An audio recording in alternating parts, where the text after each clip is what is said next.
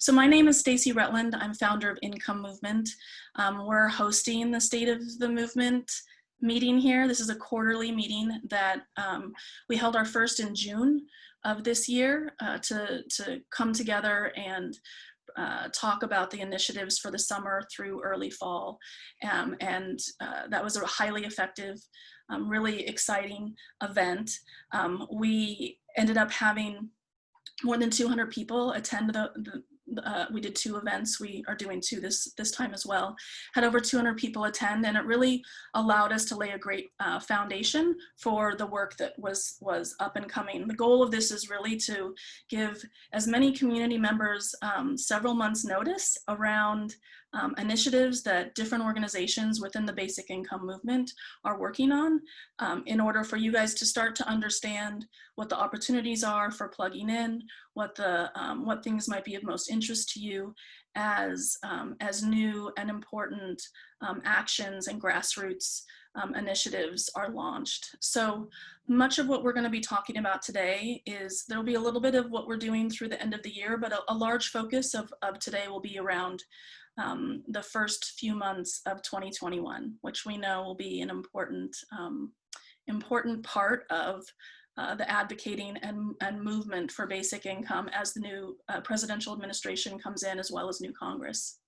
So logistics here, we have along the bottom of your screen, you should see a couple of components. One is chat, and let me make sure that you guys are able to actually engage in chat. If it's not, I'll activate that in just a moment. The second piece is Q&A. And so as we go through tonight, we have amazing people from a wide variety of organizations here represented. We'll do introductions in just a moment. But if you have questions for anybody as they're talking, drop that question in the Q&A, and we'll make sure we'll take kind of periodic breaks as people are doing presenting and ask questions to make sure if there's any clarifying issues or questions that you need answered, that's addressed, because we want to make sure everybody leaves here having a clear sense of what's happening. So I want to go ahead and I'm going to stop sharing now so that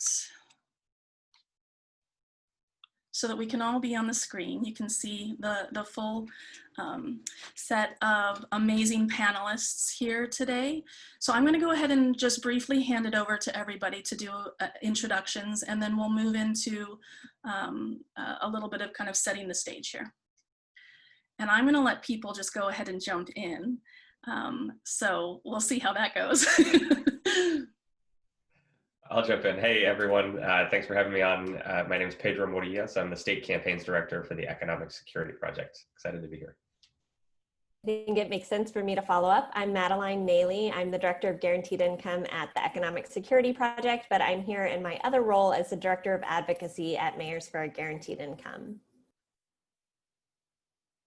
Hi, thanks for having me today, and thanks for joining us. My name is Rennie Soka. I'm the producer of Inherent Good, and I'll pass it off to Chris. Hello, Chris Panozon, producer of the documentary Inherent Good with Rennie. Hi, everybody. Thank you, Stacy, for having us. My name's Erica McLeod. I am the Organizing and Operations Director for Humanity Forward, and I will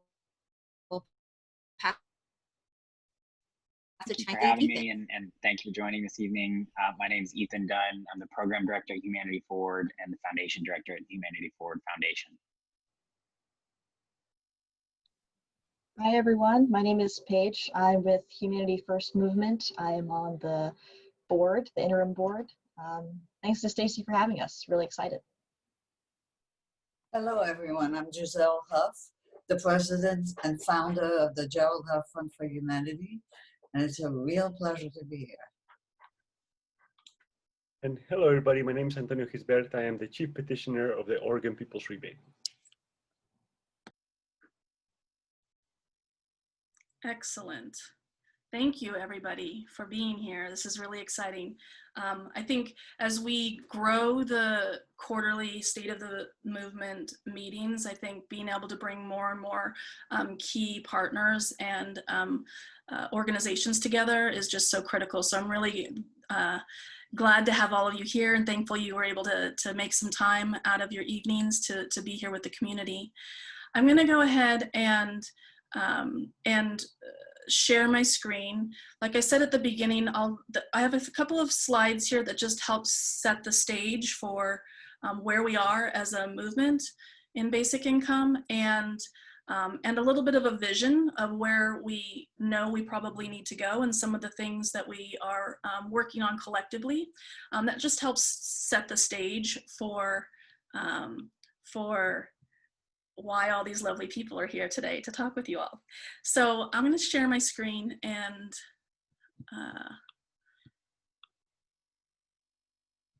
can you all see a slide deck? It's not in, okay. I don't think I'm going to put it in play mode because it takes over everything and Zoom doesn't know what to do with that. So we'll go ahead and leave it like this. Sorry that it's not as big as it could be, but just let us know in the chat if it's really difficult to see things, and I can zoom in and out of slides. So setting a little bit of context, really understanding where are we right now in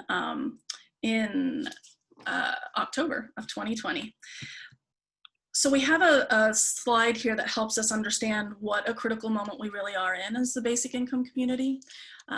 We, of course, find ourselves in unprecedented times. This is, we're in the midst of one of our greatest health pandemics as a nation and as a kind of species on this globe. We have a pretty acute economic crisis that is kind of the result of that, that's on par with the Great Depression. And of course, we have a nationwide uprising that's demanding the dismantling of racist systems and an end to the murder and violence against Black people. So it's been a pretty tumultuous, to say the least, year for people here in the United States and really across the globe. When it comes to where we are as a movement here in the United States, though, since late 2019, it's been pretty profound how much growth has happened within the community. So we have highlighted not all, but just some of the key events that have happened, from pilots to Andrew Yang's presidential campaign, through emergency basic income legislation being presented as a response to COVID, through the creation of Mayors for a Guaranteed Income, who's here, variety of action campaigns that have been designed to really try to pressure Congress to understand how vital ongoing cash payments is right now in this time. And of course, Kamala Harris was nominated as the VP and is now VP-elect. And she has historically been interested in and presented legislation for direct cash payments in the form of EITC credits and other ideas. And so really excited to have somebody in such a prominent position that is at least aware of the idea and open to the idea of direct cash transfers. All the way through Basic Income March in September, obviously the elections, we've had a lot of really important UBI candidates both running that helped bring basic income into the dominant discourse, and then also, of course, several who have won. So we know we're already kind of building a basic income caucus in Congress, which is the first time that we've had that as a movement. So a lot of really important progress that's been made, but we think it's, of course, really critical that we don't lose this moment, that we don't lose momentum. So a lot of what we're going to be talking about today is how do we continue with the momentum. I'm going to share this slide. I think it's probably going to be really small for you, but I want to, and this is something, we'll make the video of this as well as the slide deck available to everybody who signed up, who registered for the event. So you'll get a copy of this to look at in more detail. But this really just starts to outline this idea of, as a coordinated movement, what are we doing? And how do we get to a federal UBI getting passed in Congress? And so there's really these like three consistent pillars of movements: the grassroots, the thought leadership, and the political impact. And as we think about efforts across all three of those pillars, there's different topics that we know, or different kind of initiatives or focal points that we must be working on all together in coordination: national annual events, basic income org coordination, and digital resource ecosystems for that grassroots. How do we make sure everybody knows what's going on, can get out there and kind of grow the movement, but also has the tools they need to do it? On the thought leadership side, you know, all these pilots, it's amazing. We're building an amazing set of data. How can we move that into action? Cross-org coalitions, so starting to think larger than just the basic income community, but the other organizations that we know will be affected by a basic income, as well as then moving into the political impact. And this is probably one of the areas that most of us have been heavily focused on in 2020, seeing the legislation that's been coming down the pipeline, emergency money to the people, that ESP wrote, and that Representative Kana and Ryan presented in the House as a direct response to COVID. Federal and state lobbying, this is something that's been happening a little bit more behind the scenes, but Humanity Forward will speak a little bit more to a shift that they're making in this space. And of course, the lobbying that's been happening since COVID around the different direct cash legislation that's been presented. And then of course, Congress, how do we get UBI candidates elected into Congress? So there's a lot here. Income Movement hosts a weekly, at this exact time actually, a weekly State of the Movement kind of update meeting. And next week we'll go into this a little bit more detail if the community is interested, to understand what are all of these things and how are we working together.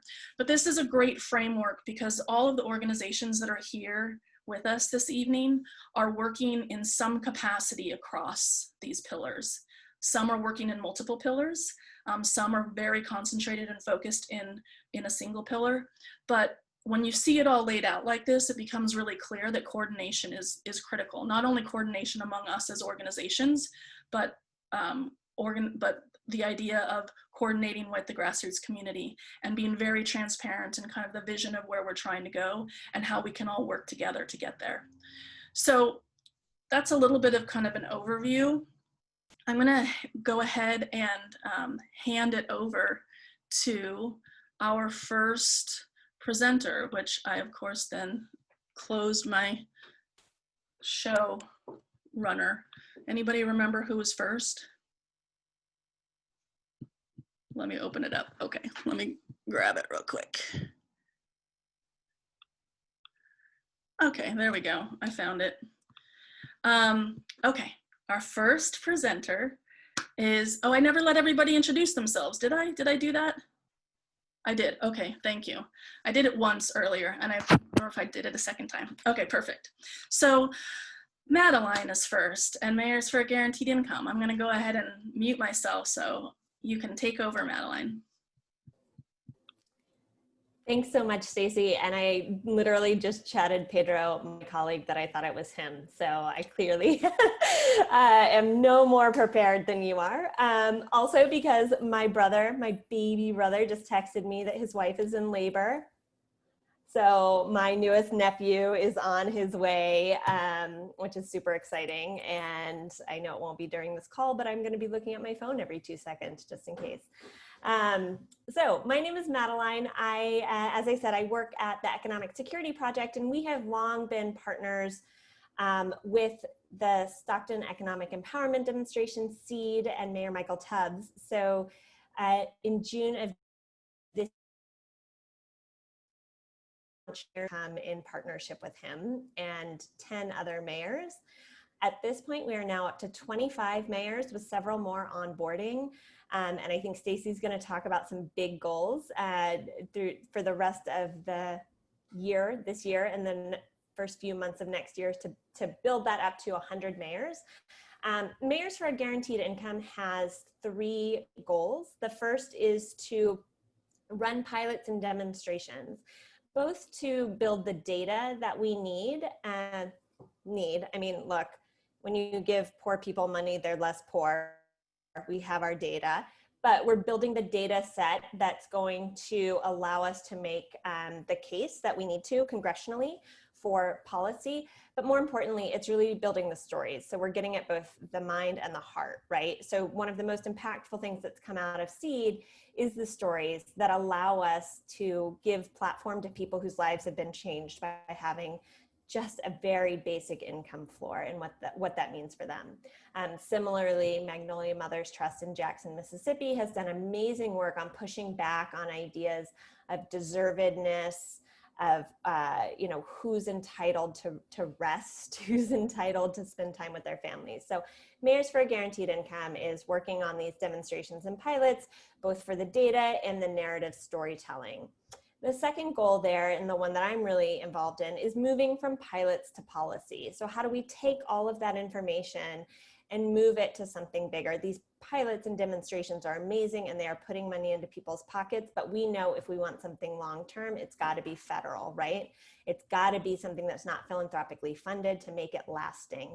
So how do we take what is the amazing bully pulpit that these mayors have, coordinate them, create a collective voice to advocate for a guaranteed income, both at the state, but mostly at the federal level?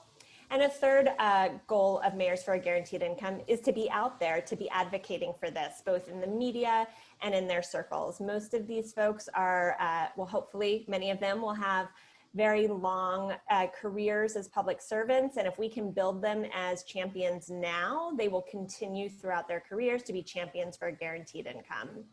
So a lot of the work that we're seeing, as much of you all are probably focused on, is what can we do in that first 100 days, right? You know, every new administration comes in and they want something big and splashy in their first 100 days to put their marker down.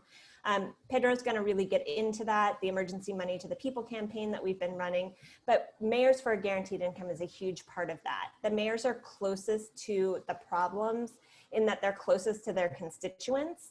They can really be validators of how this works, and it helps folks on the ground. And we know that cities and states' budgets are decimated by COVID and by this recession/depression that we're seeing.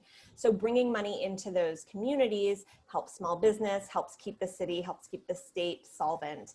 So there's a lot of benefit there. And we're really looking forward to working, continuing to work very closely with Income Movement to elevate the voices of the mayors, have them engage with the broader movement, learn from you all, and be that voice, that link in Congress that we can be. Awesome, lovely, thank you, Madeline.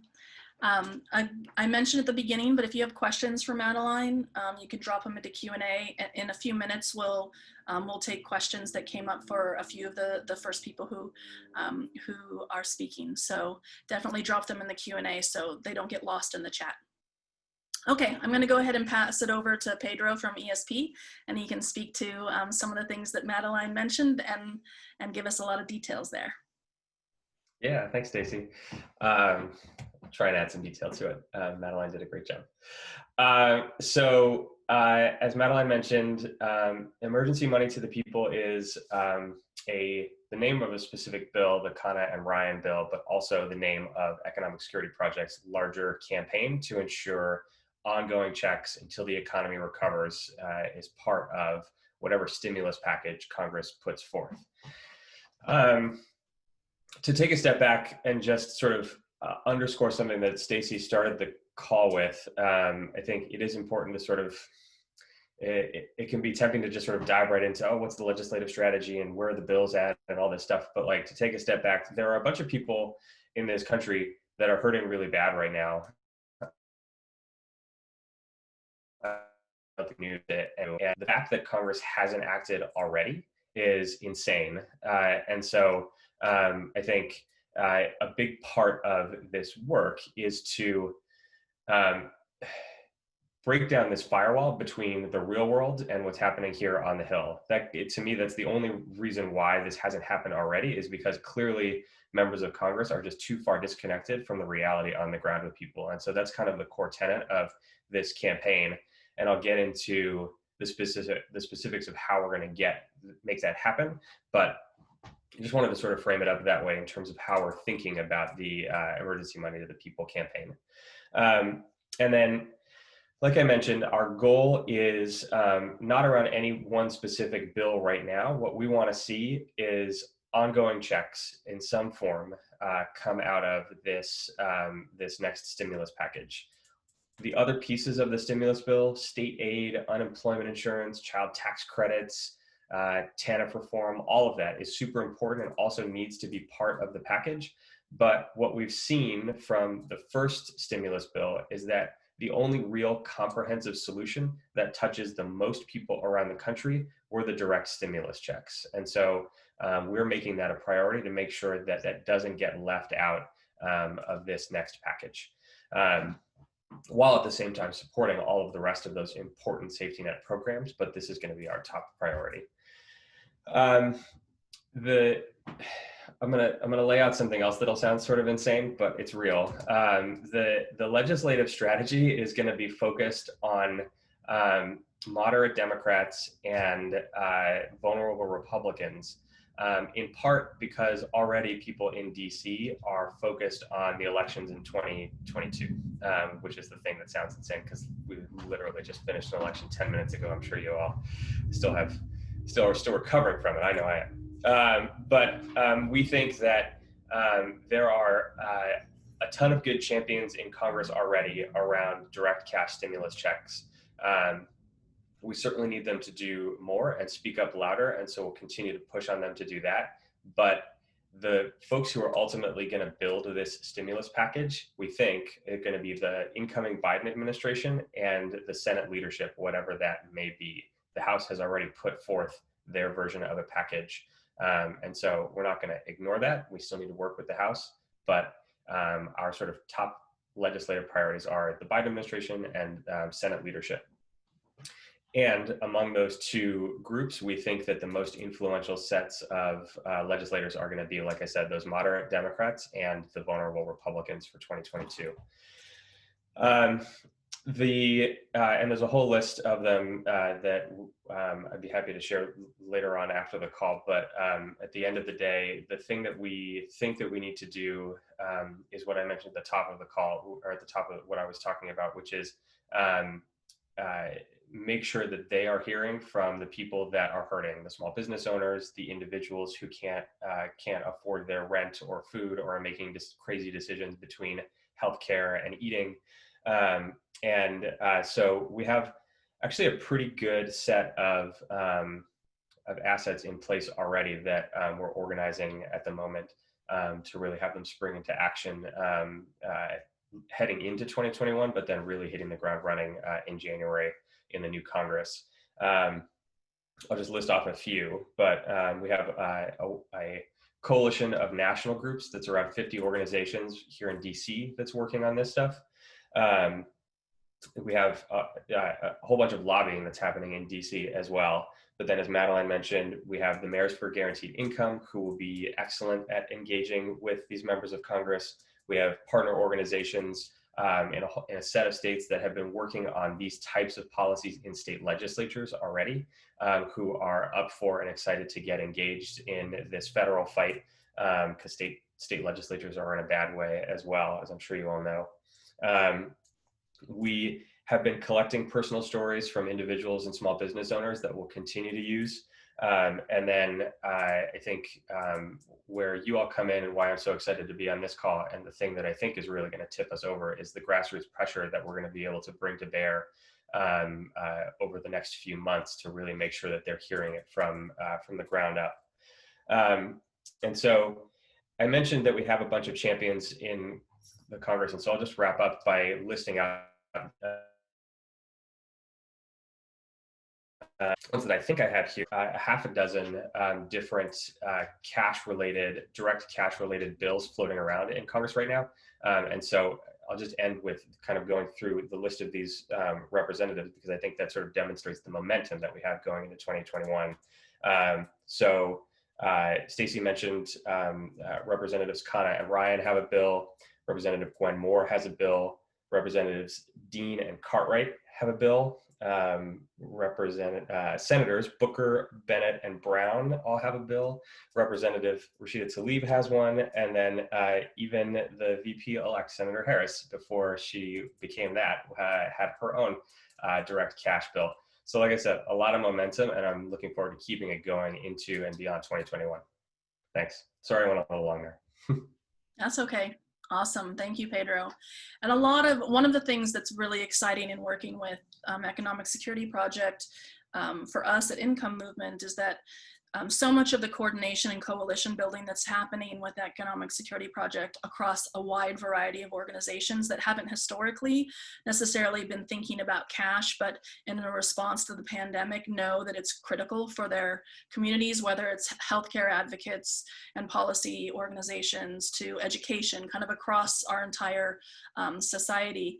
What's been great is, much of the work that we do around congressional letter writing campaigns and things like that are coordinated with Economic Security Project and will be coordinated with Humanity Forward to make sure that what the conversations that are happening behind closed doors are the same language and conversations that are coming from their constituents. So we really want to make sure we're hitting people in Congress from all sides in a very focused and targeted way. So, so the coordination here is just so fundamental and really exciting, and it makes it so that when we, as the grassroots community, are sending those letters or making those phone calls, we know that in many ways it's kind of exponential, the impact, because it's so well coordinated. So I just wanted to add that in there as well, because it's such an important part of this. I'll also mention that people are putting questions in the Q&A, and I noticed that Madeline has gone in and answered a bunch of questions that were directed towards her just via text. So if others want to do that, other panelists, feel free to.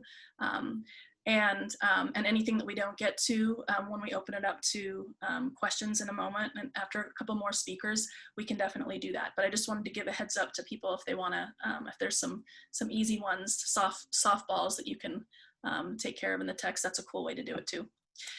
Okay, I want to go ahead and introduce Gisele from the Gerald Huff Fund for Humanity and let her speak a little bit to what she's working on. So this is going to be something entirely different because you're looking at the Fund for Humanity. I'm a one-woman volunteer office. And when I started the Fund for Humanity in memory of my son, it was in February of 2019, and I had in my mind the really retail, grassroots, mind-shifting effort that has to go behind any movement that gets anything done.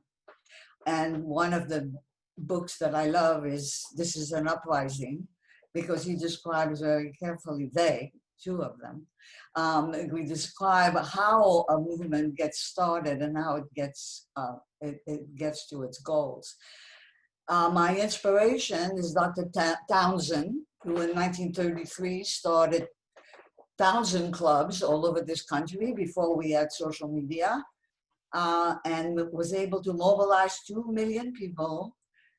Remember what the proportion was to the population at the time, who inundated Congress with letters about the precursor of Social Security. And in 1935, the Social Security Act was passed. So I want to be Dr. Townsend. And the way I'm doing that is not by doing anything myself, but by funding various organizations, including Income Movement, to do the work, to mobilize people at the level of the grassroots so that they can put the pressure on the legislators that you're all working on so assiduously. So I want to just give you a little bit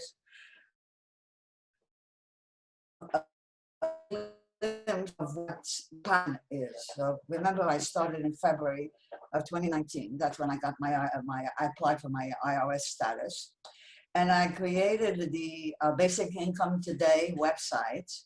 And just as a snapshot, between in September, it had 6,400 users. And in October, it had 8,500 users. So in 1 month, it increased by 35% in terms of people who came to it. The Fund for Humanity website in September had 5,000 users, and in October, 8,500 users. I was able to obtain through the organization that is my IT organization that runs all this stuff, a grant from Google for $10,000 a month worth of ads. And that ad campaign started in March of this year. And in September, there were 5,600 clicks on the ads and 83,000 impressions. And in October, there were 9,000 clicks and 138,000 impressions. I started my Twitter account on October 1st, 2019, and I have 12,000 followers 14 months later. But the big, a couple of other things that are more less under my control, but I got involved in a pilot program for transitioning foster youth in Santa Clara with the supervisor who was the champion of it. His name is Dave Cortese. And the program is running, and there are 72 youths that are involved in it. But Dave Cortese was just elected to the Senate of California. So we have in the Senate of California an ardent proponent of UBI. That is just something to develop further. I told him when I congratulated him that the movement was at his disposal for anything he needed. And I hope you all back me up, because there's very little I can do. So looking forward, another project that we're involved in is a convening of 14 high-level people from all different groups in the United States. And our goal is to produce a vision document that describes what work and the economy would be like ought to be like in 2040. We've had 3 meetings, we're going to have 2 more, then we'll come out with a document, and all the people who are participating will distribute it among their constituents, and I would hope that this group would help distribute it to our space, because it's going to include UBI. And finally, and most excitingly, I was able to obtain from Food, Cone and Belding and Universal McCann, 2 worldwide well-known advertising and marketing organizations, pro bono, the creation of a video, which is 30 seconds, and it sells UBI, and it will be available, it will be released in mid-January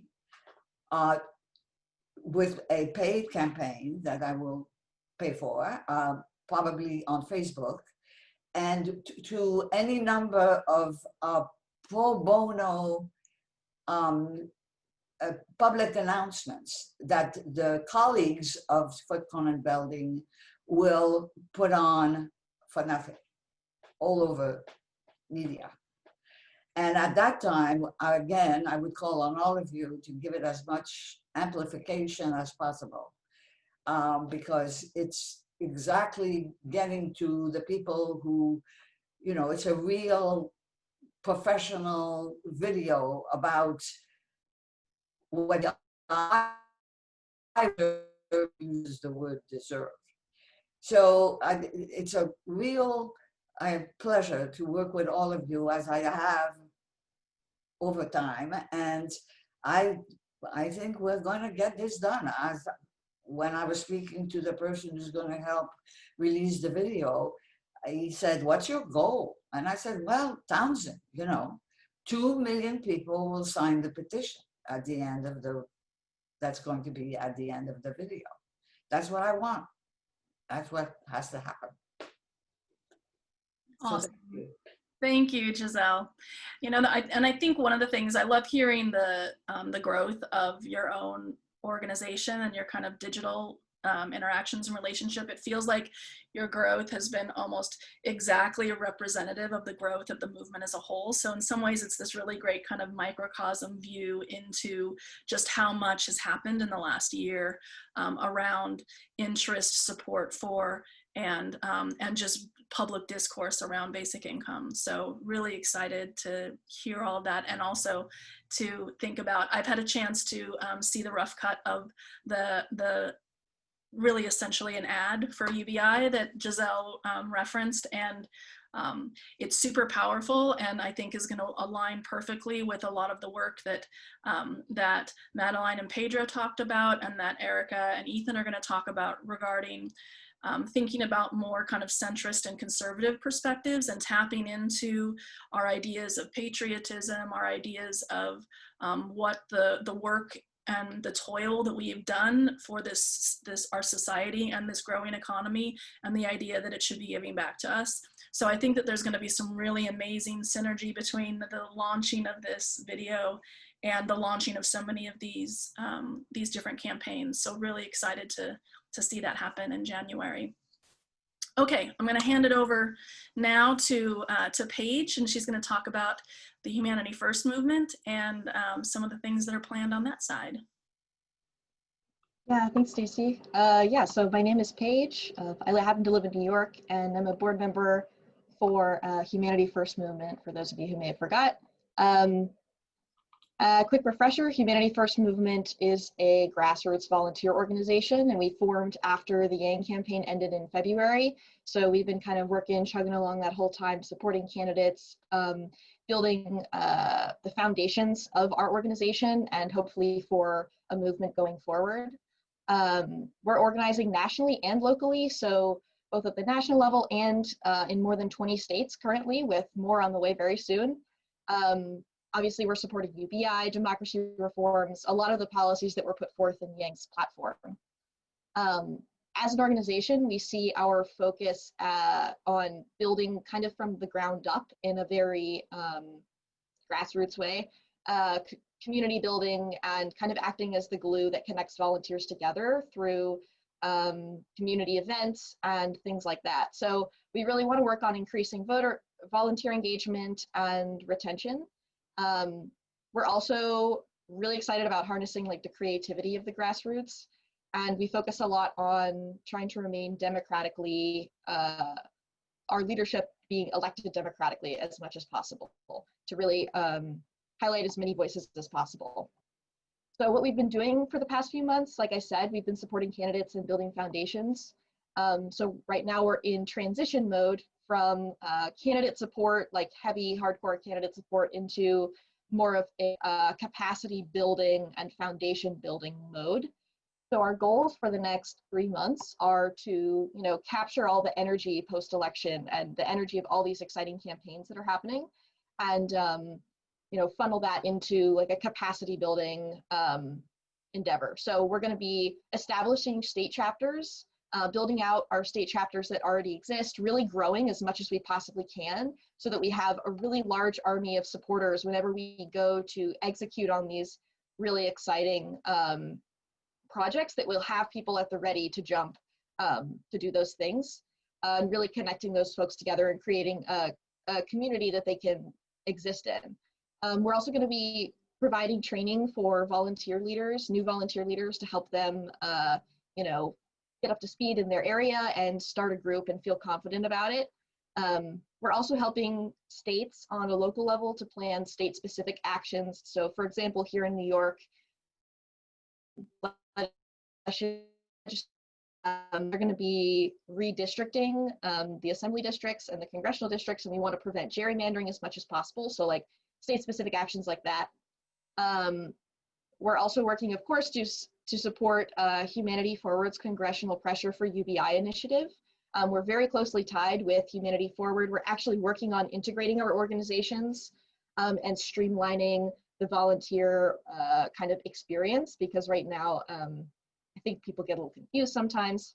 And then we're also going to be doing some chapter audits, data gathering. You know, we love data, trying to get an idea of exactly where we stand and where we can go from here.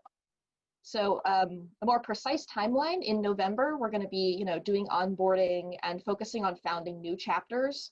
So for example, Florida, Pennsylvania, and a couple other states, we're going to be initiating new chapters there, hopefully.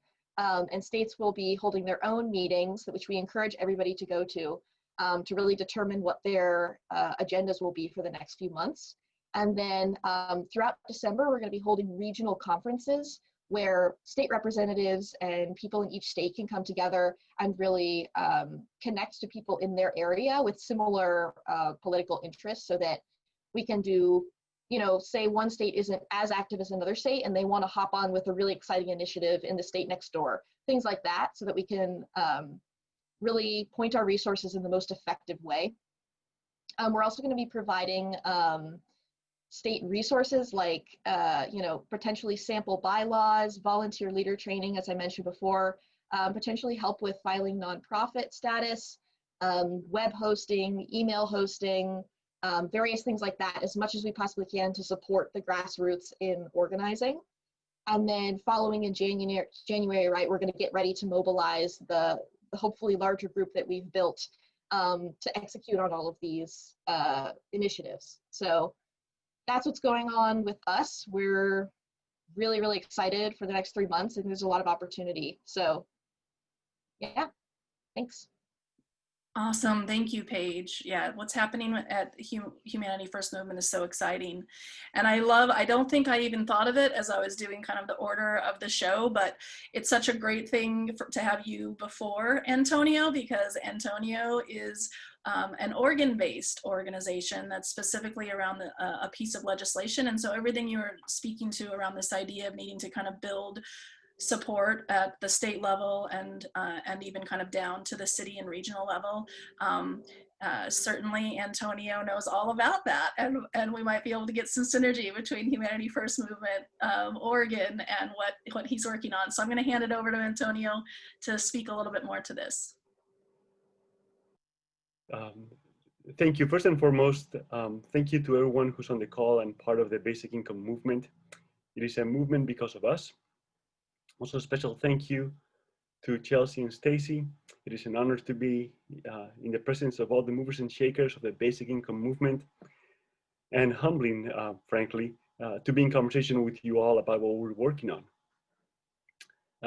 I am the chief petitioner of the Oregon People's Rebate, which is a statewide ballot initiative in Oregon for November 2022. And I say that with my apologies to Pedro in absentia. Yes, it is true. We are already working on November 2022. Could you use $750? Most people tend to say yes, and we move on from there. The Oregon People's Rebate does two things. It rebates about $750 to every Oregonian every year. We define Oregonian as universally as possible to include minors, dependents, people who are unemployed, unhoused, incarcerated, undocumented, etc. The only requirement for receiving the rebate is to be in Oregon at least 200 days of the previous calendar year. For example, for the median Oregon household of 3 people earning about $56,000, the rebate will be about $2,250, or the equivalent of a 4% increase to their household income. That is generally considered a big deal.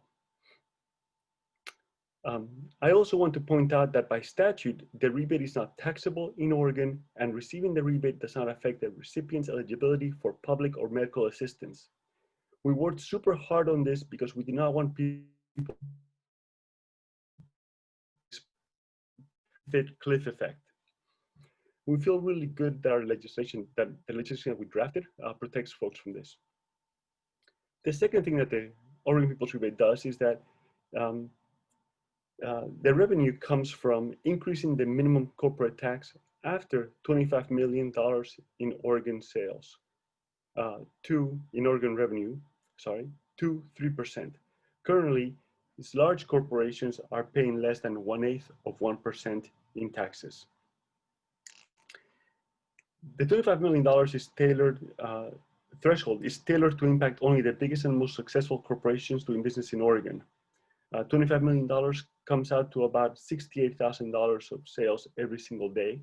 So that also that not only helps people to receive the rebate, but it also helps our Main Street businesses balance the playing field between themselves and the largest corporations. So why are we doing this? We're doing this because we think that it is important to put money in people's hands. And I think that's something that we probably all share. Like I just mentioned, we also think that revitalizing Main Street is an important part of a flourishing community. And we also, at a more macro level, want to really change the conversation about tax justice and basic income in America. I want to give thanks to Liz Smith because she came up with a really clever acronym to sort of summarize what we're trying to do. Instead of hubris, she called it Ubris. The U stands for universal, the B for ballot initiative, the R is for replicable. 26 states have ballot initiatives like Arizona, Massachusetts, California. I believe those are present. Other states have other methods, but after we win the Oregon People's Rebate, there's no reason why we cannot do something similar somewhere else. The I is for industry. In Oregon, in our model, it is, like I said, the largest corporations who are providing the revenue, but there's no reason why that is the only solution or the only source of revenue. For example, in Alaska, it is the Alaska Permanent Fund dividend is an extraction tax, right? So we just chose something different. And the S stands for statewide. And one of the things that we're trying to do very explicitly is in Oregon, there's a big division between urban and rural Oregon. And we're trying to bridge that gap with this initiative. Everybody in Oregon is going to benefit equally, right? Everybody gets about $750.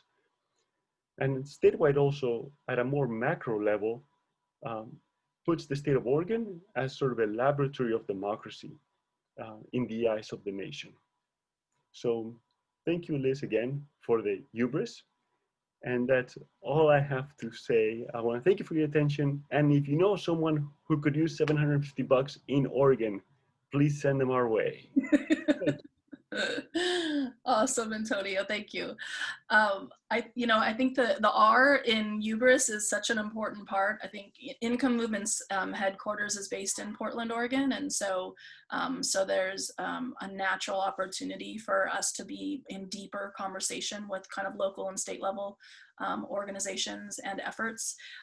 But I think that the replicable is such an important piece. It's why we want to put as much support behind Antonio as we can. It's also one of the few pieces of legislation or an opportunity for a piece of legislation that is the closest to universal that I can think of.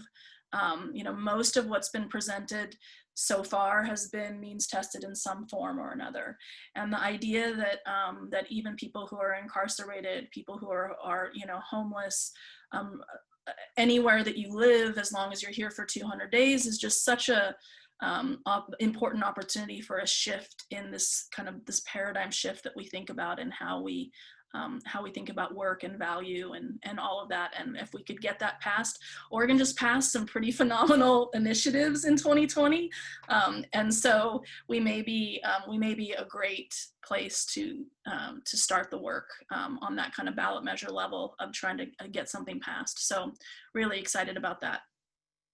I had some time set aside for Q&A, but as I'm looking, most of the questions that have been asked have been answered by people via text.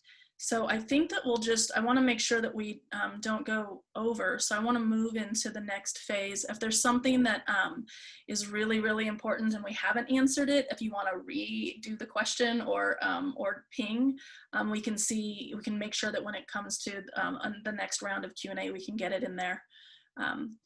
But I want to make sure as we move into the really going kind of deep into the congressional pressure side of things, and what's going to happen for the first 100 days, that we invite Ethan and Erica from Humanity Forward into this conversation. So I'm going to share some slides in just a moment, but first I just want to open it up to them to talk a little bit about what some big initiatives that that Humanity Forward is shifting towards, and that'll lay the groundwork for some of the slides that we look at. I'm so Thank sorry. you. So sorry, Erica, I have to jump off, but I hope I've answered the questions, and folks should feel free to reach out to me if I haven't or you need more information. I'm at madeline@mayorsforagi.org. Thank you so much for having me, and fingers crossed for my new nephew, everyone. Thanks so much. Thank Bye. you, Madeline. Happy Thank you, New Year to Madeline. your family. That's awesome. Okay, I'm going to hand it over to Erica and Ethan. Hi, everyone. Thank you so much for being here. Thank you, Stacy, for having us. I'm very excited to talk about what our new initiative is going on. I'm also excited to see so many familiar names here. The Grassroots is very consistent and reliable, and I'm so excited to see all of you here. Our Ubi Advocacy Initiative, the objective of it is to pass universal basic income in Congress by launching a nationwide campaign, running a strategic lobbying operation, and building a broad bipartisan coalition. And we believe that Humanity Forward is uniquely positioned because we have Andrew Yang, who is a national voice right now, and can bring the message that we need to bring about cash relief effectively to the American people. So we really believe that his role is important in what we're doing going forward. So I'm just going to talk a little bit about the context and rationale of why we think this is the moment. Stacy's already touched on this. I'm really just repeating, but there's no harm in doing that. Why now? I mean, we are definitely in 4 major national crises. It's a global pandemic, an economic recession, we're going through the race reckoning that's never been seen before, and the climate emergencies. These are all feasible reasons why UBI is a perfect solution at this time. We're also in a Goldilocks phase. UBI is no longer a new idea that is scary or considered something to ridicule. UBI is a policy, is not yet old or entrenched, that it has become irrevocably partisan and politicized. So this window right now is absolutely critical. It won't be open for long, so we are really going to take the moment and seize it. So we're doing this in a 2-phase strategy. Phase 1 is we're going to work with Congress to pass a plan for 6 to 12 months of stimulus checks. Phase 2 is then to go for a full UBI. The core messaging here is that this is not a partisan idea. I cannot stress that enough. Like I said with the Goldilocks phase, there is no better time for us to talk about this because it hasn't become a partisan issue.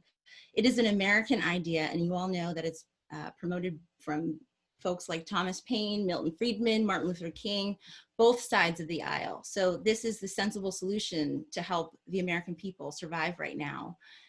Everyone has already said many times over that our people are suffering, and it's time for us to eradicate poverty, which is one of our core objectives. So around bipartisan messaging, we are, going to talk to everyone. We're going to crush the pandemic and rebuild this economy because that's what we need to do. We're going to talk to progressives in the way that they like to be talked to.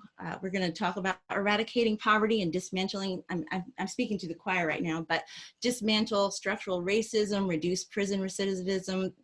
These are all things that UBI can provide, or cash relief is where we're starting.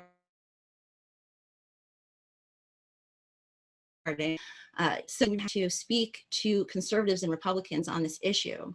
And Humanity Forward is happy to help people learn how to do this. Some of the terminology that you use when you talk to conservatives and Republicans is, it reduces abortions, rebuild small town America, boost small business, prioritize personal responsibility, dismantle aspects of the welfare state, support veterans, and combat crime. This is the terminology that is effective in talking to our fellow Americans that are on the right side of politics. So I want people to really embrace that idea. It's so critical.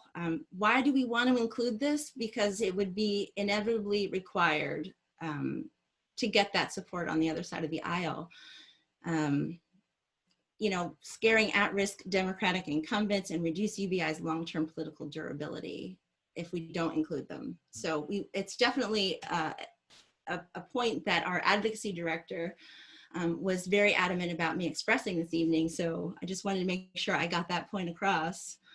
So what are some of the next steps for the Grassroots? Well, as Paige had already mentioned, we are building out with Humanity First Movement our chapter structure, and she already went through that, and we're very excited about the possibilities. It's very nice to have a clear, complete focus on where we're going. And it's exciting. There's a couple places that you can get plugged in. We have two programs called Humanity Calls and Humanity Rights, and these are the initiatives that overlap very heavily with what Income Movement is doing. We do plan on working very closely. I'm humbled by the panelists that are here today, that I'm involved in something like this with such activation around this issue of cash relief. So our initiatives are going to work in tandem, just as Stacy had said, with the rest of the movement. Our website that we have, movehumanityforward.com, if you go to get involved, there's a place there we can click and sign up to get registered. And also we have a portal for our volunteers. It's volunteers.movehumanityforward.com. I'm going to pass it over to Ethan to talk about some of the things that we've been doing all year around cash relief. We've been working very hard on that for a segment of the population. So with that, Ethan, would you like to take over? Yes, thank you, Erica, and thank you everyone for having us this evening. I think Erica did a wonderful job of characterizing Humanity Forward's forthcoming initiative and what it is that we're starting to build out. And I'm just going to kind of speak to the other side of things at Humanity Forward, the programs that we've been running since our establishment in March, so around the start of the pandemic. The Humanity Forward Foundation is kind of the segment or the wing of Humanity Forward that actually, does the pilots, does the pandemic relief. And my role, kind of sitting between the two organizations, is to use those, the findings and also kind of the weight of the fact that, we have delivered nearly $10 million in pandemic relief since March, and the fact that we are, we currently have one pilot up and running in upstate New York and another on the way for early 2021, to use those sorts of programs as leverage for the work that we're looking to do in terms of persuading members of Congress and getting a bipartisan coalition built around cash relief in the first 100 days next year. And so, as I alluded to, since our founding, we've effectively delivered 10 million or nearing on 10 million. Absolutely, by inauguration day, we expect to kind of reach that milestone in terms of, cash relief that's been paid out to Americans struggling through this pandemic.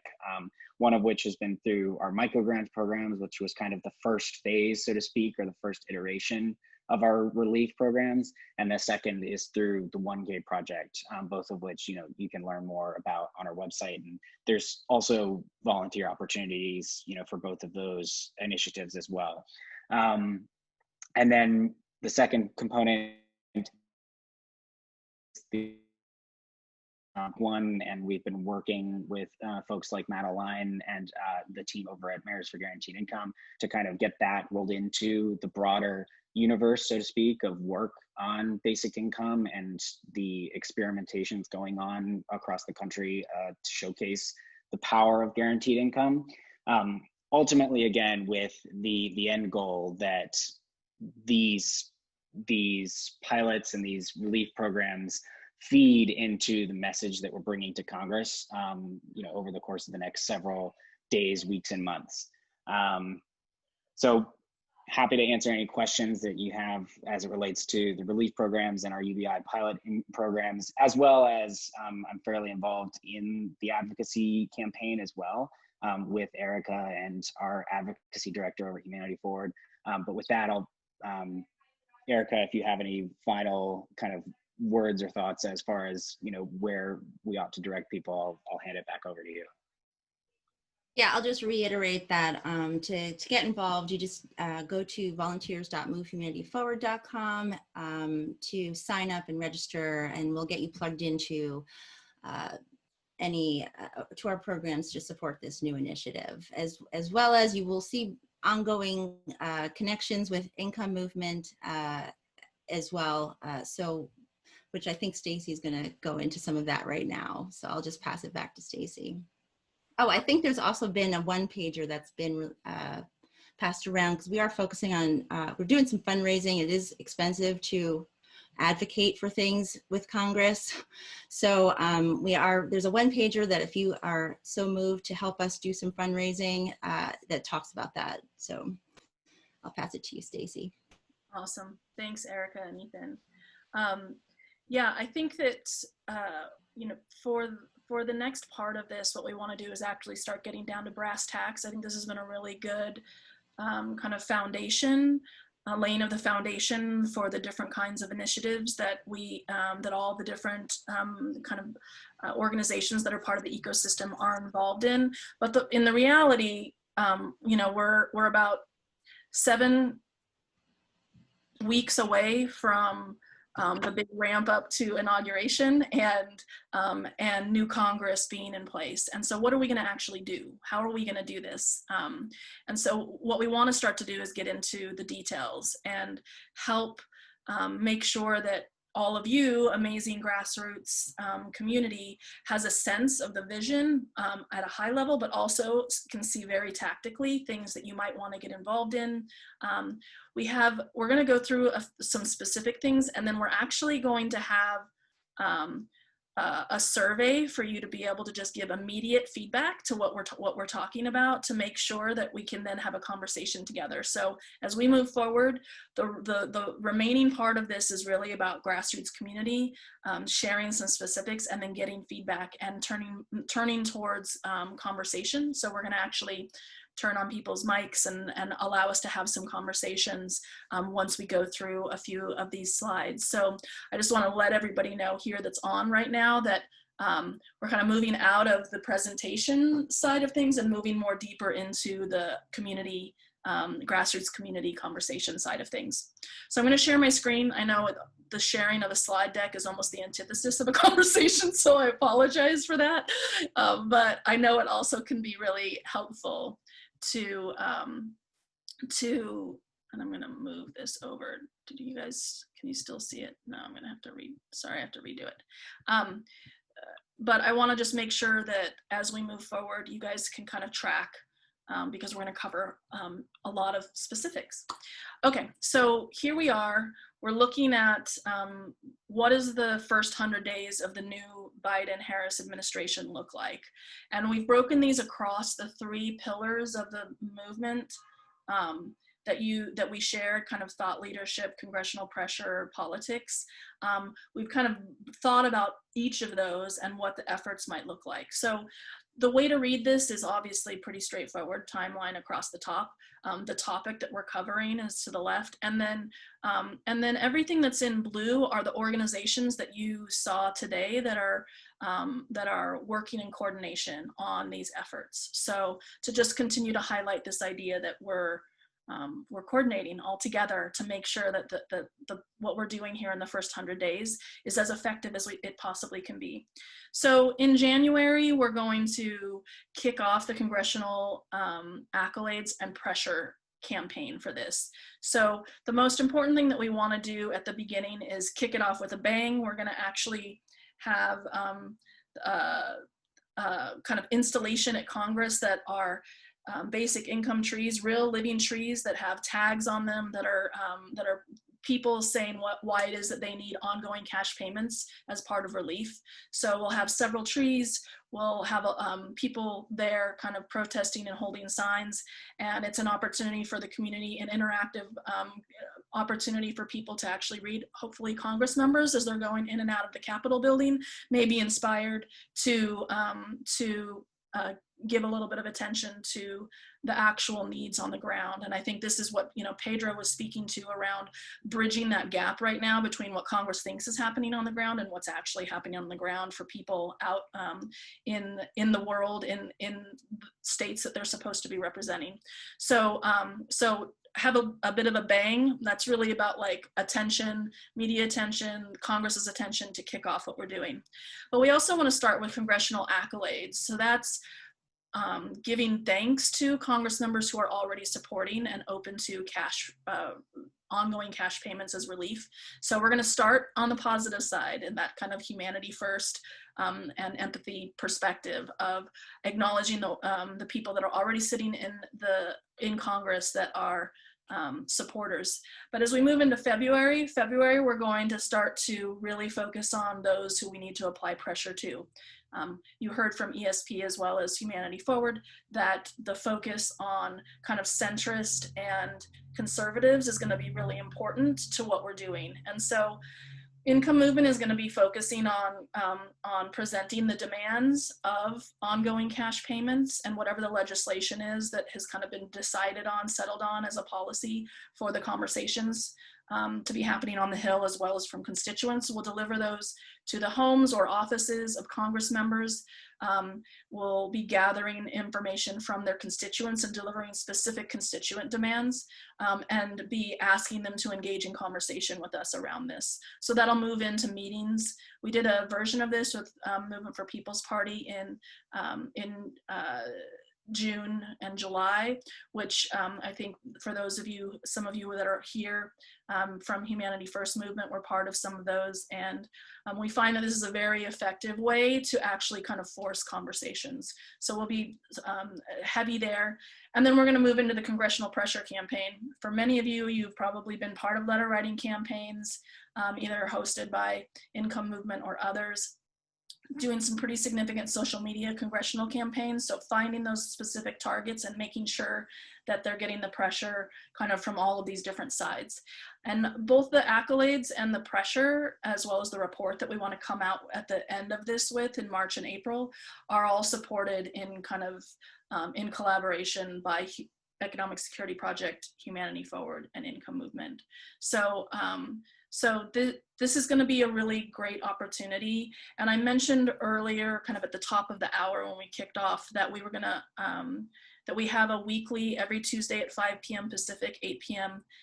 Eastern, we have a weekly State of the Movement and meeting, and that's just an ongoing meeting where we can actually go in a little bit more depth into whatever specific campaigns are either upcoming or in flight, so people can understand how to help build energy around each of these. So we're giving you a little bit of a fast overview of these, but if there's things here that you're excited about, we're gonna give you a survey in a moment to tell us which things you're excited about. But also know that this really is kind of the quarterly launch of all of this, and then we're gonna be supporting every week with the ability to kind of give you guys updates. So I'm talking kind of quickly, and I apologize, but I want to make sure that we have time to do all the things. So the next piece of this first 100 days, the campaigns and partnerships, is in deep relationship with Inherent Good, and they're the last organization, Rennie and Chris, who haven't shared yet. But this slide here is going to be kind of collaborative, so I'm going to hand it over to them to speak to what these different campaigns, partnership campaigns are, and you can see that most of them are Inherent Good and Income Movement. There's also Humanity Forward and some work with Mayors for a Guaranteed Income here as well. So I'll hand it to Rennie and Chris.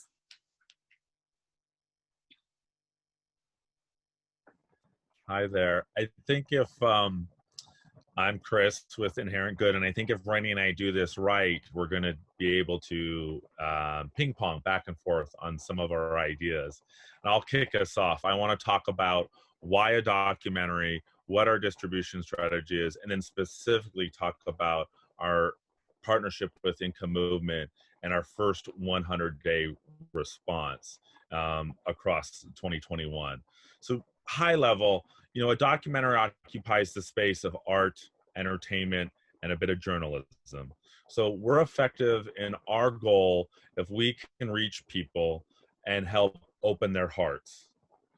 We want to open people's hearts because we want to change their minds, potentially change their minds, which will lead them to committed action. That is what a high level we think a documentary can do. Our documentary, we made certain creative choices along the way that helps inform who our audience is and what our approach is. Number one, we wanted to make this an American documentary. We wanted to include everyday Americans so that they feel and see each other, specifically in the South and specifically in the heartland. Good. It is a 60-minute documentary that introduces an increasingly popular grassroots policy, universal basic income, as a vehicle to transform the American economy into one that is thriving, sustainable, and centered around the well-being of all people.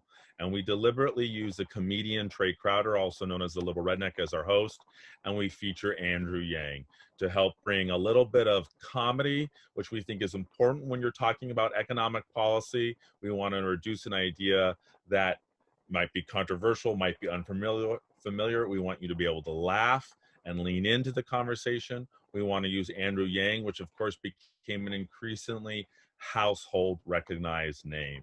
And so these were our vehicles to engage with our audience, and we deliberately chose interviews with what we call our human interest stories from Tennessee, from Mississippi. We chose an audience by design that was not even familiar with universal basic income. And what we did in Salina, Tennessee, is we hold a town hall to introduce the concept to a group of Americans living near the Kentucky border, which frankly voted it for Trump in 2016 in the highest percentage of any county in Tennessee. And we're reaching this audience and saying, do you know about universal basic income? Let's have a conversation about it. And then we go to Jackson, Mississippi, and we meet a group of women who are for the first time engaging in a pilot so that we can get their reactions, their feedback. What is it like to get a basic income? What is it like for Black American mothers in Jackson, Mississippi to get a basic income? And we can hear their stories. So you can tell by who we chose as our subjects, our focus on human interest, that this wasn't going to be an academic story. This was going to be a human interest story. This was going to be a visual storytelling mechanism to open hearts, change minds, and get into action. And so now, Rennie, I want to invite you, if there's anything that you'd like to talk about, the choices we made creatively about the film, and then our distribution strategy at large, connecting with universities, community groups, and how then we specifically built building blocks with Income Movement and our first 100 response. I'll join that conversation too with you, Rennie. Sure. I mean, like, I probably want to skip over, since for time, I want to skip over the creative and really kind of dig into 2021 and expanding on our impact campaign.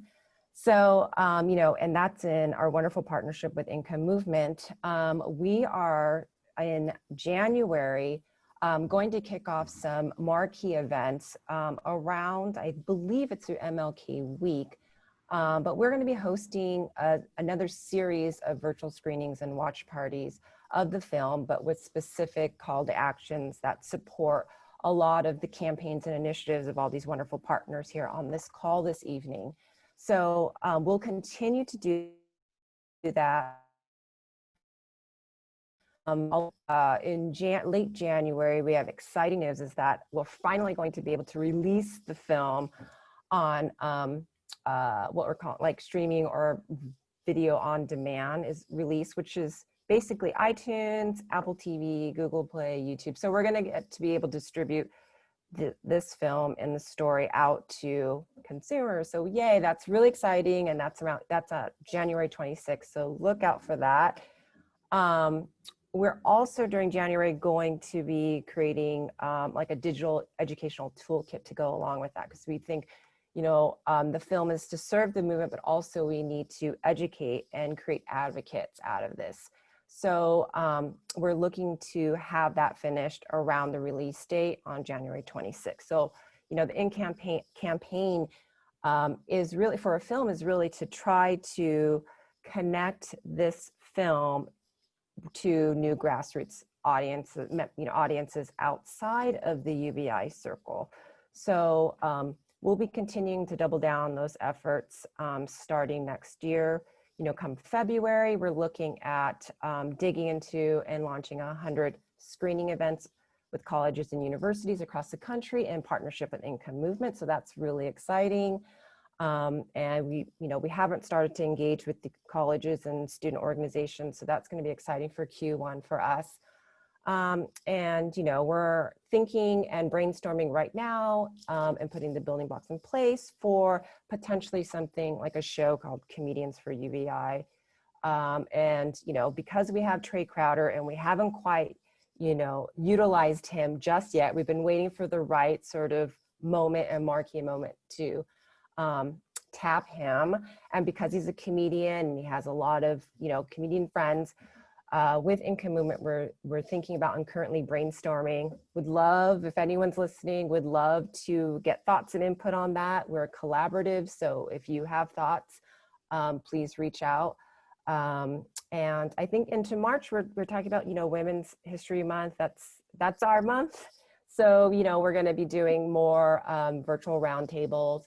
And that's really going to be focused, I think, on like caregivers, care work, and pay equality and gender equity. So we'll be focusing on that during March. And just a quick announcement, because we have there's a guaranteed income podcast that exists that came out last year called More Than Enough, which is, I'm going to be producing a couple episodes for their next season, but that really focuses on, the first season focused on guaranteed income.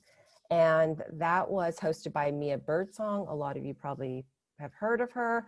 But we're moving into a season 2 that focuses on Magnolia Mothers Trust pilot program and those women and those voices. We're going to amplify them even more. They're also featured in our film. And so I just couldn't escape. I had to do more for Magnolia Mothers Trust. I have so much love for them and their pilot program in Jackson, Mississippi. So we're going to kick that off at, I think, the end of this year. And, you know, you'll be able to see those, you know, get access to those episodes next year. Awesome. And Chris, if I missed anything, as I kind of went into the Well, I just want to highlight a couple things in the rollout, which is just how important the educational sector is to a documentary and to a movement. You know, we think of our film as, it's not about the movie, it's about the movement. That is the mantra we as the filmmakers tell us all the time, that the film is merely the springboard to the conversation. So we need to get 60 minutes for people to rally around, but what we hope is it sparks conversation. Where do we want this conversation happening? We want it happening in university classrooms. Already, Inherent Good was selected to be part of a course curriculum for a professor at Cornell University in their School of Public Policy. So that gets embedded into the course curriculum, and we could have this at, you know, our 100 User campaign would this be spread out across where there's debates And we try to create a piece of work that in some essence is apolitical, nonpartisan, allow the students to debate the benefits of UBI, allow them to debate the challenges. So we really attack the educational sector and the university sector as a core constituency and audience, and we make our film available to that end, which is why February will be such a big, month for us.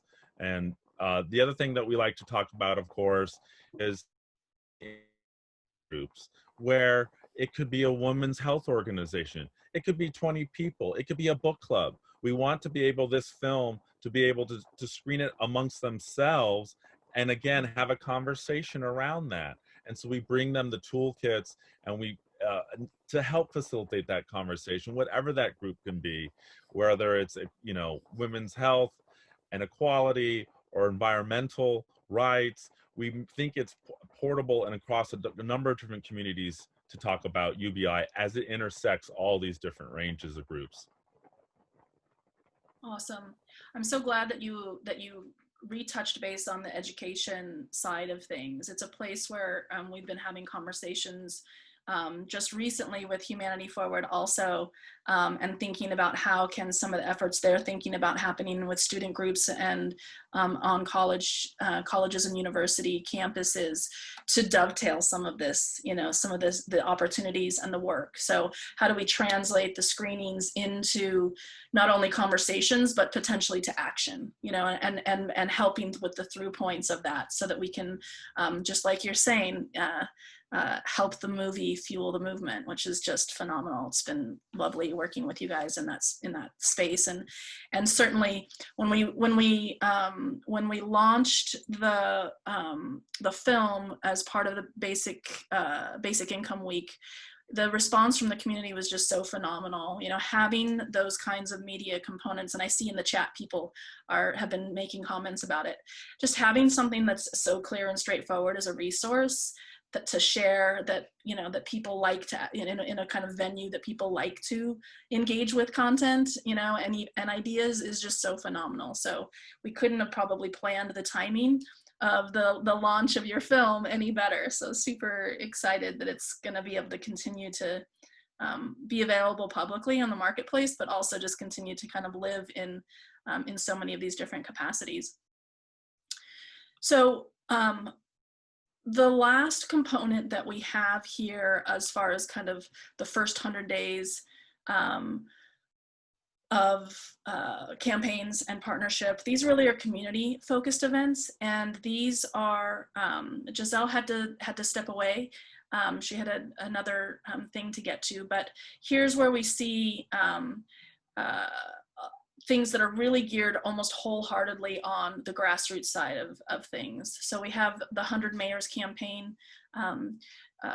Madeline mentioned this at the top of the hour. Our goal really is to get 100 mayors to publicly advocate for guaranteed income.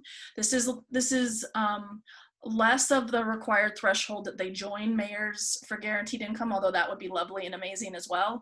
But what we really want to be thinking about here with the mayors campaign is, how do we target the mayors that are in the cities that the people that we're targeting in the Senate and the House are leading. So when we know we want to target somebody in Utah, for instance, we want to make sure that we're targeting the Salt Lake City mayor, because that's going to allow us to make the ask, which is, do you support this? And if so, can you publicly advocate, take a stance and then advocate for this with the leadership that you know and have relationships with at the federal level? Because again, this is all about getting federal legislation passed in the next stimulus to get ongoing payments to people. So again, this is just continuing to think about ways to creatively apply that pressure and how kind of critical importance that is. We have in February, we're going to be focusing on some fun kind of active ways of engaging. There's an app out there called What that is kind of walk the talk, and that's an opportunity for people who support basic income to make every step they take to go towards basic income. It's kind of like Fitbit for a cause. It counts your steps, and we're all trying to get to 50 million steps as a community. I think we've broken we might have just broken 6 million or 7 million, I can't remember. But we're working towards 50 million. And I think, you know, really the idea of being able to give people another way of showing that they support basic income. There's a few people on there that have taken like 250,000 steps for basic income. They are like dedicated. It's pretty amazing. So if you already have walking or running as part of your exercise routine, certainly great opportunity. But this is just a fun way to continue to do engagement. And it's an opportunity in February for us to actually be targeting those senators and representatives in a social media campaign. So every time people are walking, they're going to be tagging representatives in a very kind of thoughtful way, so that we're, again, coming at them from a different way of being able to kind of push and promote. And then in March and April, we were lucky enough this year for the Basic Income March to support some art kind of installations as part of that, including one mural in Atlanta and art installation in Orlando. And so it was really just a great and wonderful experience to bring the community together, bring artists together. We know artists, when we think about the role of basic income and giving the space for artists to be able to offer more to our community and maybe not feel as stressed about making a living off of their art, but really just being able to let their kind of passions help nourish the community. We know that's important. So continuing that work is something, and murals are amazing because there's leave behinds. The community gets to see them as they walk past them for years to come. So again, just another opportunity that's community-based, relationship-based, but also is bringing basic income to larger communities. So we're coming up at the top of the 90 minutes. And I totally appreciate that people need to jump off. And I think there's a few last things that we'd like to do. And the first of that is to pause for a minute and give you all a chance to take a survey and tell us what you think of all these things that you just listened to, because we've been talking at you, which sometimes feels like it's a very kind of rough place to be as panelists, of just kind of talking at you. So if they haven't already, if somebody can drop in, or I can actually do it, I think, the survey. Oh, awesome, thank you, Chelsea. So this is like a 3 to 5 minute survey, and it's a just quick hit. We want to get the temperature from the community, and I'm actually going to share live the results so we can just have a quick check-in and see how people are doing. So if you want to click on that link right now, if you're on a desktop, you should be able to even just get taken over if you're on your phone. But I'm going to give you guys a minute or 2 or 3, since it's really kind of a 3-minute, to go ahead and fill that out, and then I'm going to start sharing them. So click on that, and we'll come together in just a moment. But I'm going to stop talking so you're not getting distracted.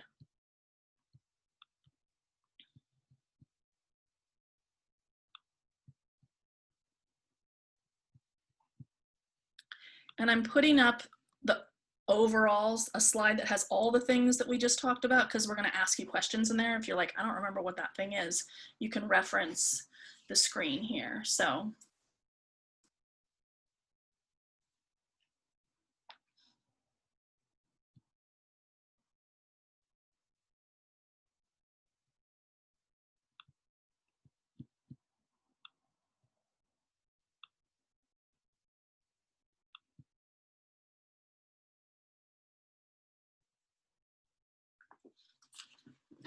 the answers are rolling in. Thank you, you guys.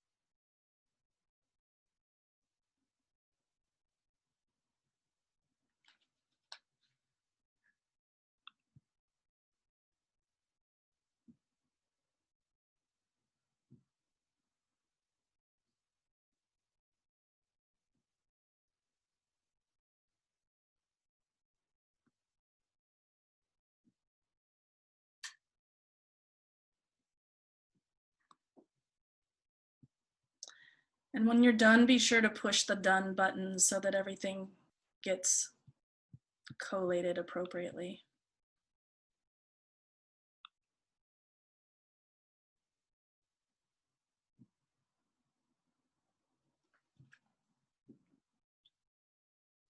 And even the panelists should be taking this because you're part of the community too. We're a flat organization or a flat movement.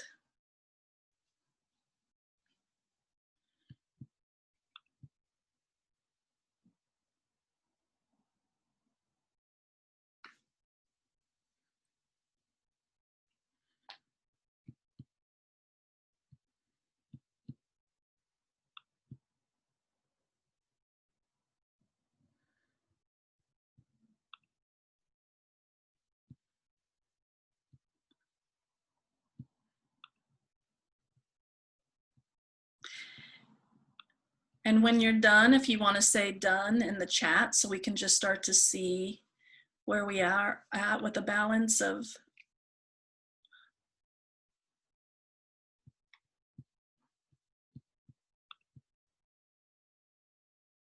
woohoo. I love data. It's so satisfying.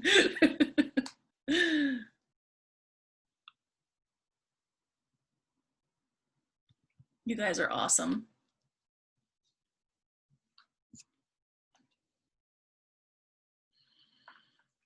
We're going to use this data to inform not only kind of the amount of infrastructure and support we need to build in based on what we think is going to happen as far as kind of the response and energy of the community, but also in a moment we're going to talk a little bit about areas, some of the initiatives that maybe aren't as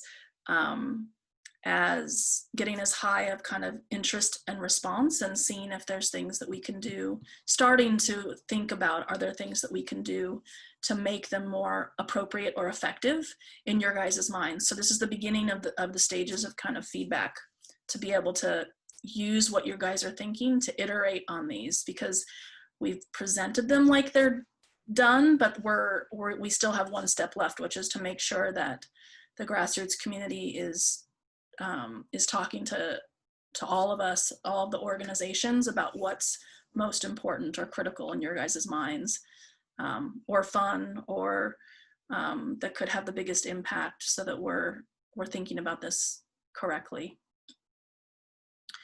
So I'm going to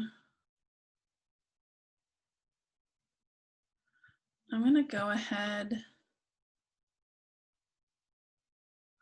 I'll give you one more minute. I see like 8 people just finished in a row. Peter, we'll definitely send it to you. We'll send an email with this link also, for people who aren't able to take it now for one reason or another. Okay, so I'm gonna stop sharing this screen, and I'm gonna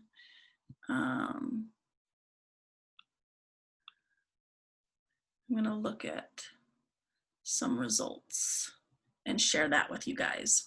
So, you know, to this end, I think I realized that I didn't share one last component with you guys before you did the survey. So I guess I kind of fudged the data collection process there, because one of those options you might not have known what it was. So let me just share very briefly an overview of that for those who haven't finished, and just so that people have a sense of what that's all about. So let me share this real quick. So the last piece that we hadn't gone over is something that's actually happening right now in Q4, and that is the Basic Income Community Digital Hub.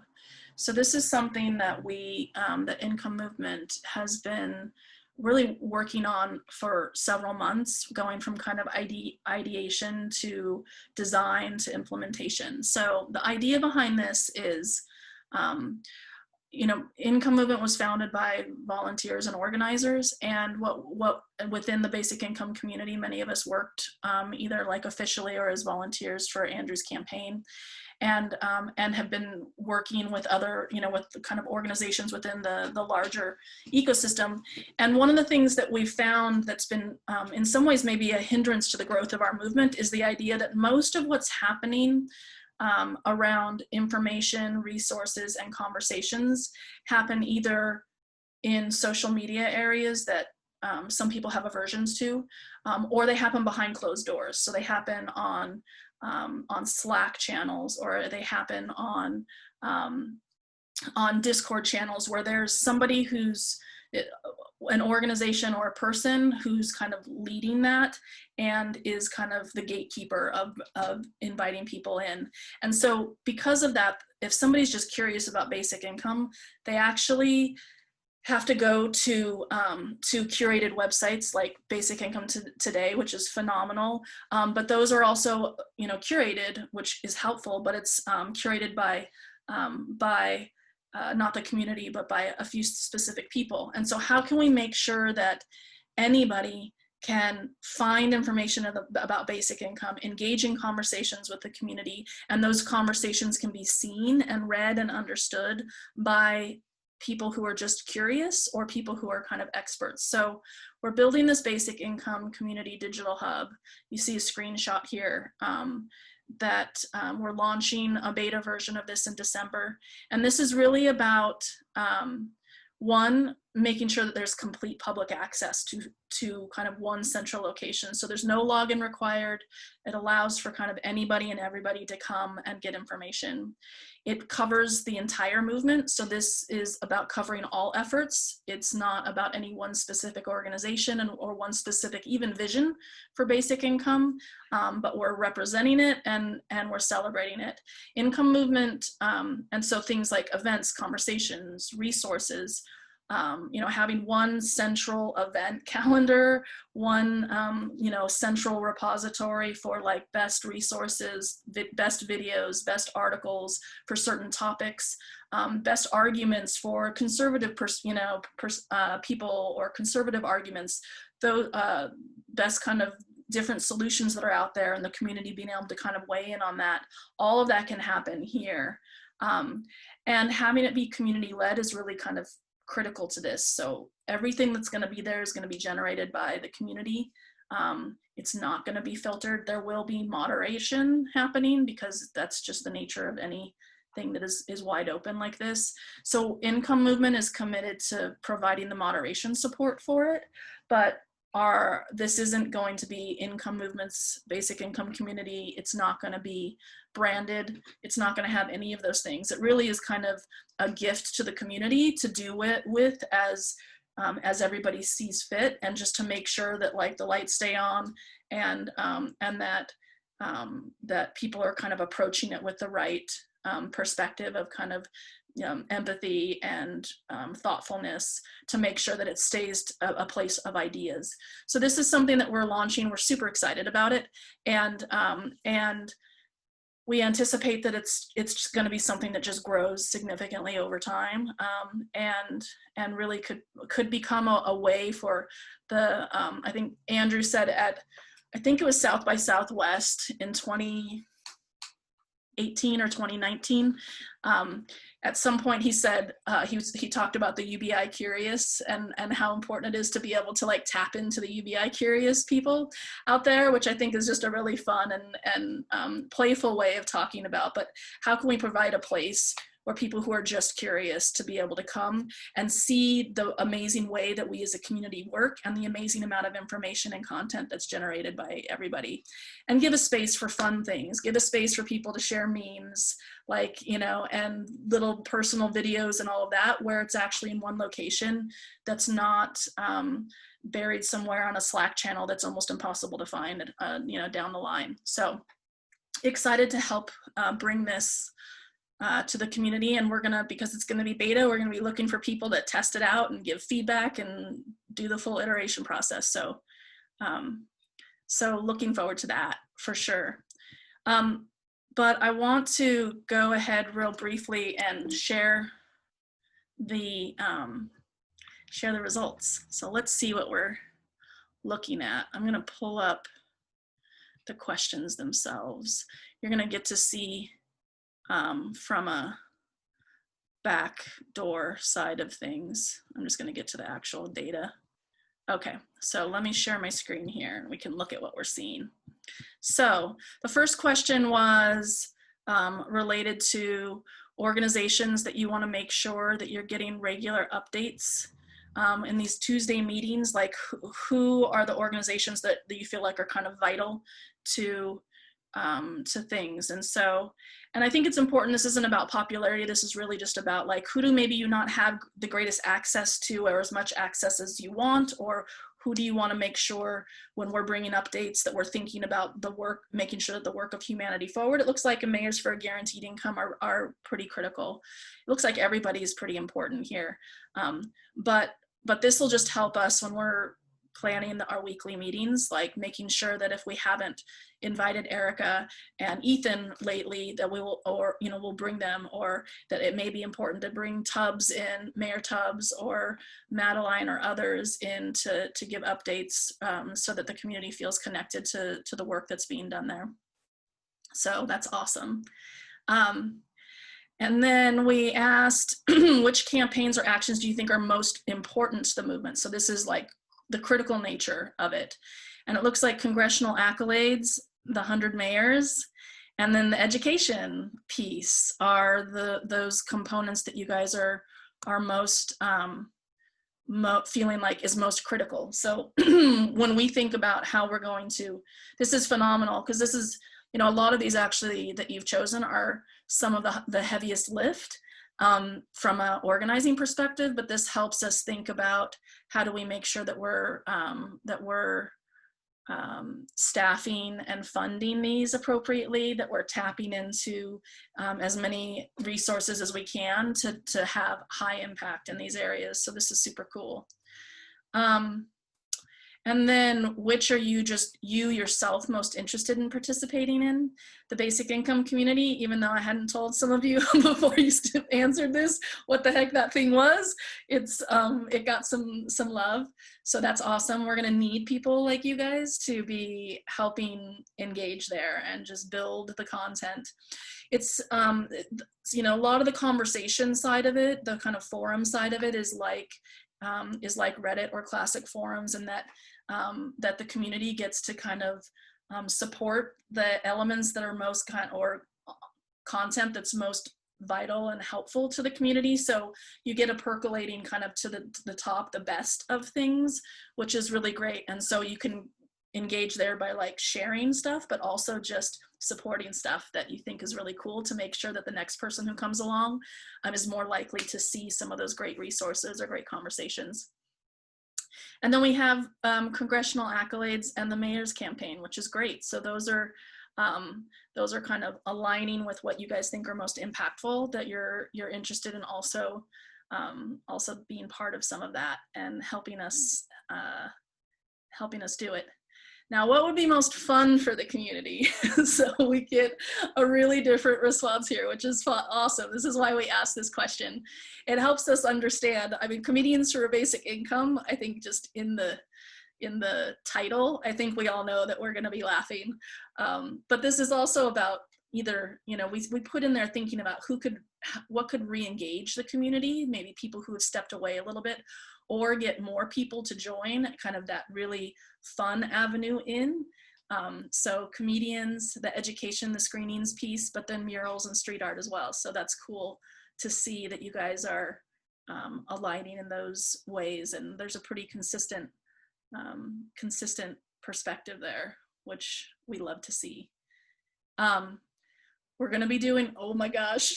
So we're gonna be doing a congressional pressure plan. And this question is, okay, we did 139,000 letters to Congress this year. In the first 100 days, what goal should we set? And you guys are really amazing here with the goals. 1 million letters sent would be amazing and phenomenal. And I think what that would mean is like, everybody's gonna need to be writing a letter every day for sure. which is great. I mean, we make it easy. We get it all set up for you to do so. But this is awesome. You guys are bold for sure. And what that means is, it's cool because we see in order to hit like 500,000 or 1 million, it means we're going to need a lot of support from you guys, and that you guys all kind of tapped into, that's one of the areas that you're interested in being really engaged in, and also one of the areas that you're interested in that you think is going to have the biggest impact. So out of the other data points and questions that we asked. So we might really be able to hit that. We'll have to think. I think in our next meeting, our next weekly meeting, we might get into this a little bit more and figure out like what is that sweet spot. We might go for 500,000 versus 1 million. We'll have to see how confident people really feel that they can. We want something that's going to be hard but also attainable. We want wins for the community to feel like they really accomplished something. So there might be a strategy there for what we decide. But I'm stoked that you guys are thinking 3, 4, 8 times what we were able to do this year, because that's exciting for sure. And then things that could be added to or changed. So this is cool. This is going to be the jumping off point for really wanting to invite you guys to the weekly meetings where we can have conversations. So next Tuesday is going to be, rather than a webinar, it's just going to be a regular Zoom meeting where we can dive a little bit deeper into some of these things. We also have your emails and can get your guys' specific questions and answers here so that we can reach out, because we would love to be able to start to, we might have some unique meetings around some of these specific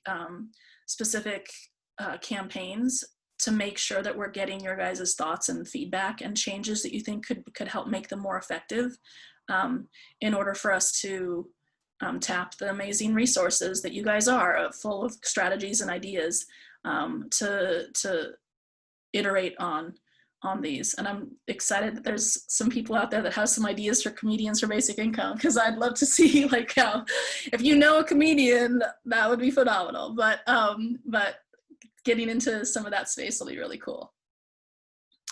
So the last piece that, if we want to pause here for a few minutes, one of the things that we can do, we're well over, and so I want to be thoughtful of people's time, and I know, but I also, if we would like to open this up to a conversation to understand a little bit more about like how you guys answered and why, we can actually make everybody that's on here either a panelist or just have audio, so that you can be part of the conversation. So if you want to talk through a little bit of the data points or just your initial reactions to the campaign as a whole, if you want to type in stack into chat, then we can make sure that we are that we're turning on your mic and we can have a conversation. So if that's something you want to engage in, definitely let us know. And then Chelsea and Carla, who are behind the scenes right now and have been doing an amazing job, so are giving you guys audio. So we'll do it in order. And I've been talking a lot, so I'm like the last person who should be saying this, but if you can be thoughtful about, we want to get to as many people as possible. So if you can, in those terms of kind of being brief, and then we can go to the next people and start a conversation, that would be great. So Ariel or Ariel, I'm not sure. Yeah, the second one, Ariel. Okay. Yeah. This has been really fascinating. Here's another data point that I think we can get into. The Yang campaign brought in a lot of people that were for Trump, because it just seemed that the Democratic Party wasn't really talking about economic issues. And the thing is, it's like once a factory job goes away, and all the Democrats say is that like, no, the problem is like racism and all this social and cultural stuff, that really doesn't tend to help.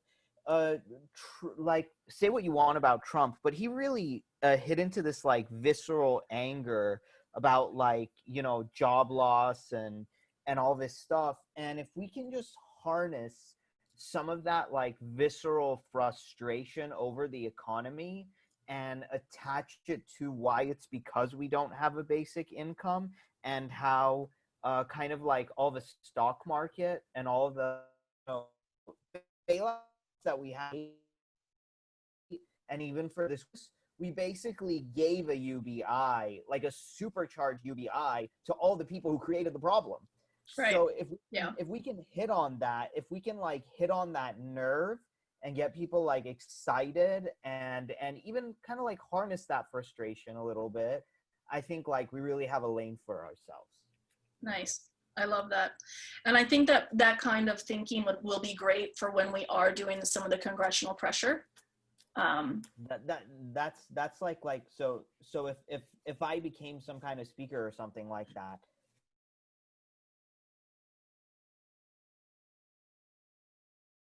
America, etc. And also, if you haven't dove into his YouTube videos and things that he's talked about, learning the way Andrew talked about basic income is really helpful to understand the language to use with those that are further to the right. He really resonates in that area, just as Ariel just said. So he can model that good behavior. But what I'm really looking forward to is what Stacy's organization is putting together in the form for the community to put their success stories of what language they've used in real life. I do think that we are going to have something out there around this, since I'm spoke so strongly about it. It seems like I should advocate for that. So stay tuned. Thank you. Thanks, Yeah, you thank guys you. for carrying this. My internet went kaput, but this is why we have co-hosts and smart people who know how to step in. I'd love did to. you hear everything I said, Stacy? I heard most of it. I think I was just off Uh-oh. maybe 15 or 30 seconds. So but the good news is it's being recorded. So I heard a good portion of it. All of the conversations around the value of starting to think about that from how do we address Congress and get new people kind of engaged and involved that don't fall on the progressive side of things, for sure.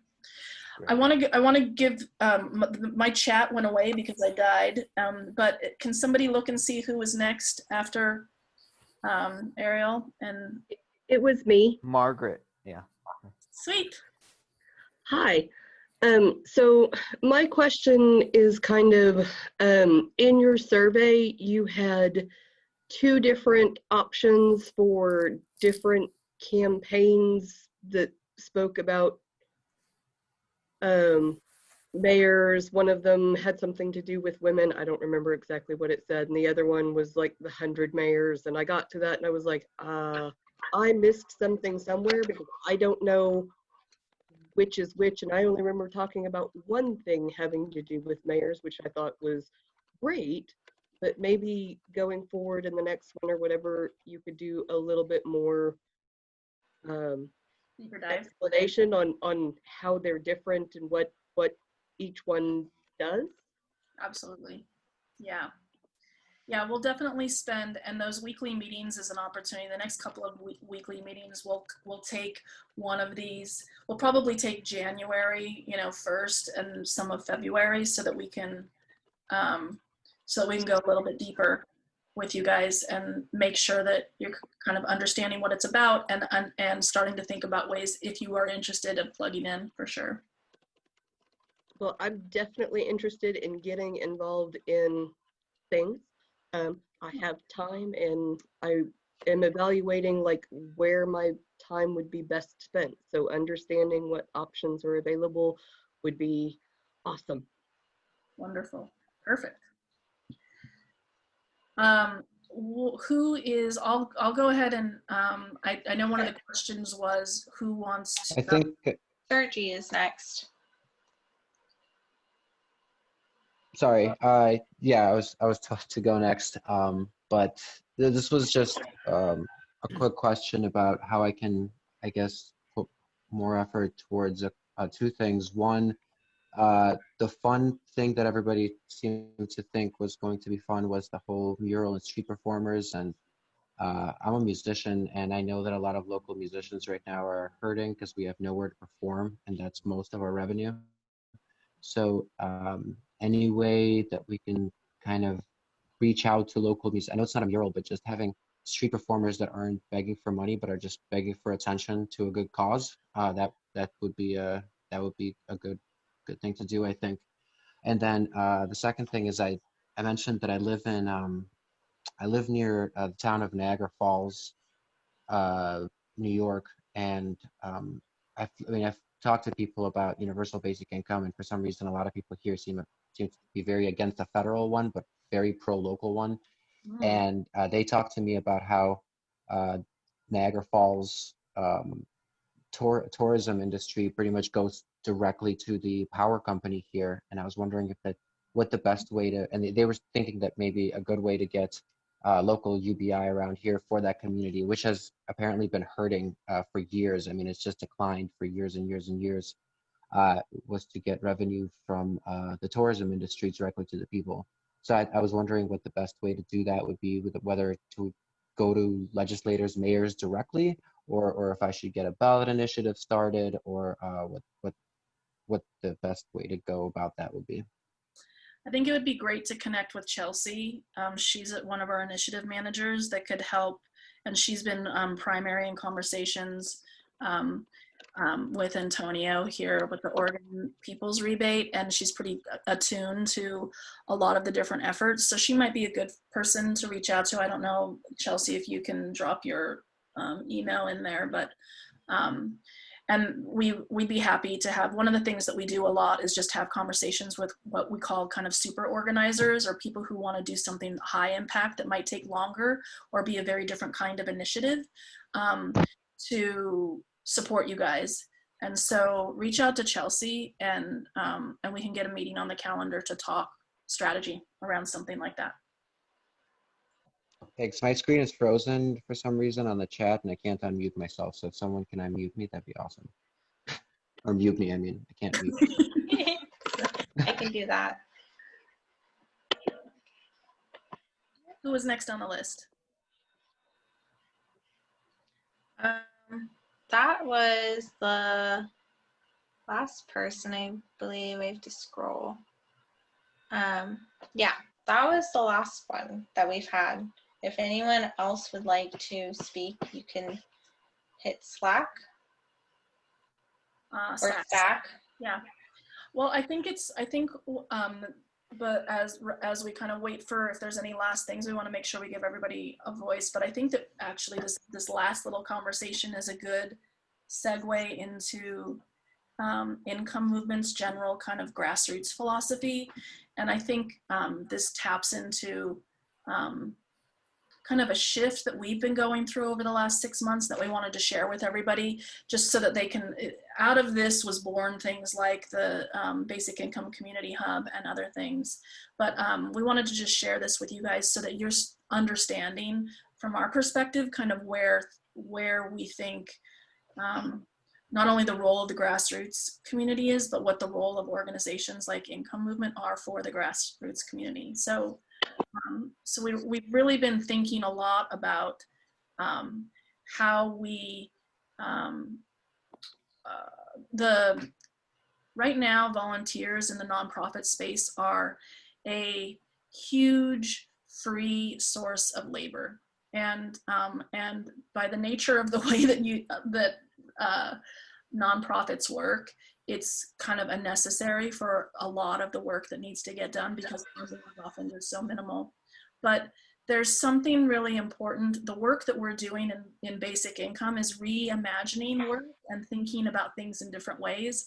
And so we've been really thinking about different ways of who our volunteers for the larger movement are and how we want to think about the relationship of them within the larger kind of ecosystem. So from our perspective, we're moving away from this idea of volunteers and thinking about people in this community as being UBI advocates or basic income advocates. And that may seem that might feel like semantics, but for us, flipping this language is actually moving very strongly away from transactional relationships between individuals and organizations to a more broad way of thinking about the give and take and of all of us in different roles in the larger community. So in our mind, like, no organization owns volunteers. Volunteers within this community should not feel like they can only do work for one organization. That really the way that we should be thinking as an ecosystem is, let's share all of the opportunities together and make it so that everybody has an opportunity to decide what they're most interested in doing and how they can kind of tap into their own passions or their own kind of experiences, what they want to put out there in the world and in advocating for basic income. So really thinking about this idea of autonomy and choice and the importance of that for each of you and us. I count myself as a volunteer and kind of a UBI advocate. So that's a really critical piece. And what then comes from this are two important pieces. One is that from our perspective, support should be reciprocal. So we just had this conversation with a lot of different organizations in the basic income community. But from our perspective, it's really critical that we recognize that we can't expect community members to support all these initiatives that we've just thrown at you if we're not supporting community members in the work that they're most passionate about. And so it's really important for us when we think about just the nature of how we actually build a movement, that has to be the cornerstone of what we're building right now together. So we have to be thinking about, we've got this visual on the side here, which Chelsea created, which we just love. We want people to be able to dream big. And for us, a lot of the initiatives that we talked through today are these big ideas. But for what we always do is we kind of feed our ideas through these kind of three key pieces. Is it going to help give voice to the community and amplify those voices? Is it going to help grow the community? Is it going to help create foundational support that build the strategic tools, the processes, the skills in our community that are needed to create the long haul that we have in that roadmap of the next 8 years to try to get basic income passed, a federal basic income. So we really want to kind of share the learnings that we've had. As you guys come up with big ideas, we want to be there to support that. We believe that the structure and foundational support is just critical to effective organizing. So how can we help you guys have the tools, the processes, all of those things? If you have an idea, whether it's something that any one of the organizations tonight can actually take on internally as an initiative, or it's something that you're going to spearhead yourself, how can we share tools for you to be effective? How can we help build the skills that you guys need to be able to be to feel like you're moving the needle forward on that one specific thing, but also helping us move the movement forward on this large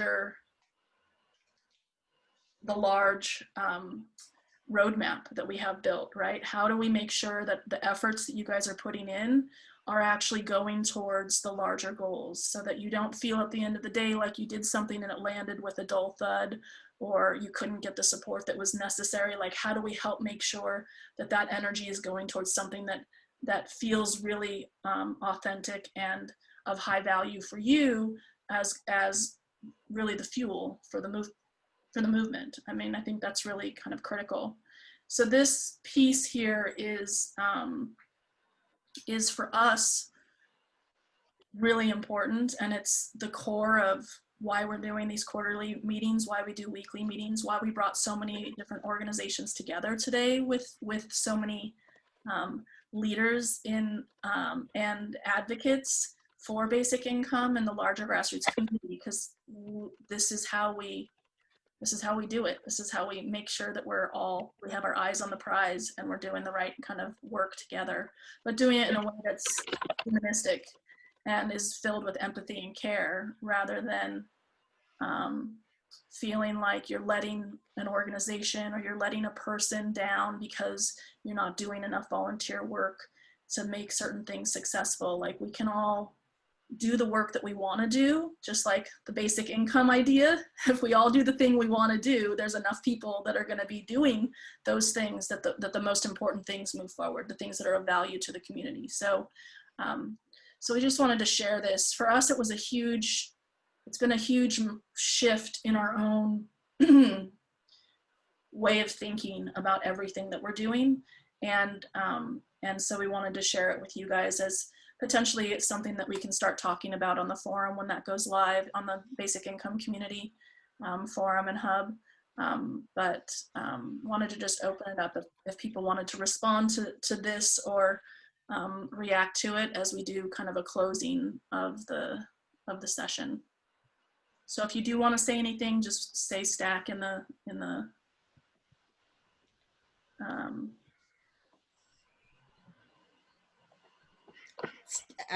Stacy, can I just say something real quick as a panelist? I love your approach to the grassroots philosophy. I think it's so spot on for how you unify a movement. There's so much room for fragmentation in circumstances like this, but when your whole philosophy definitely zeroes everyone into, we're all here for the same reason. And I think, you know, you make it possible for us to dream big with that and motivate at the same time. It's really, and the drawing, Chelsea, is beautiful. So I just have to put that out there. Support is reciprocal. I think it can be difficult being a national organization with so much national attention.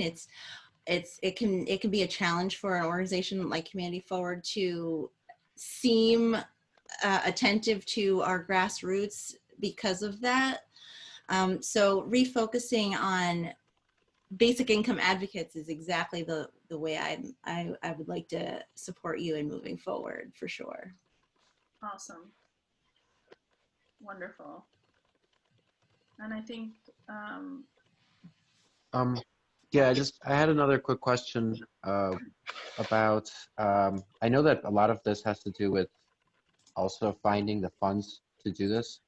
And I just want to know where, if I know people that want to donate or find people that want to donate money, resources, whatever it is, what's the best place for them to do that?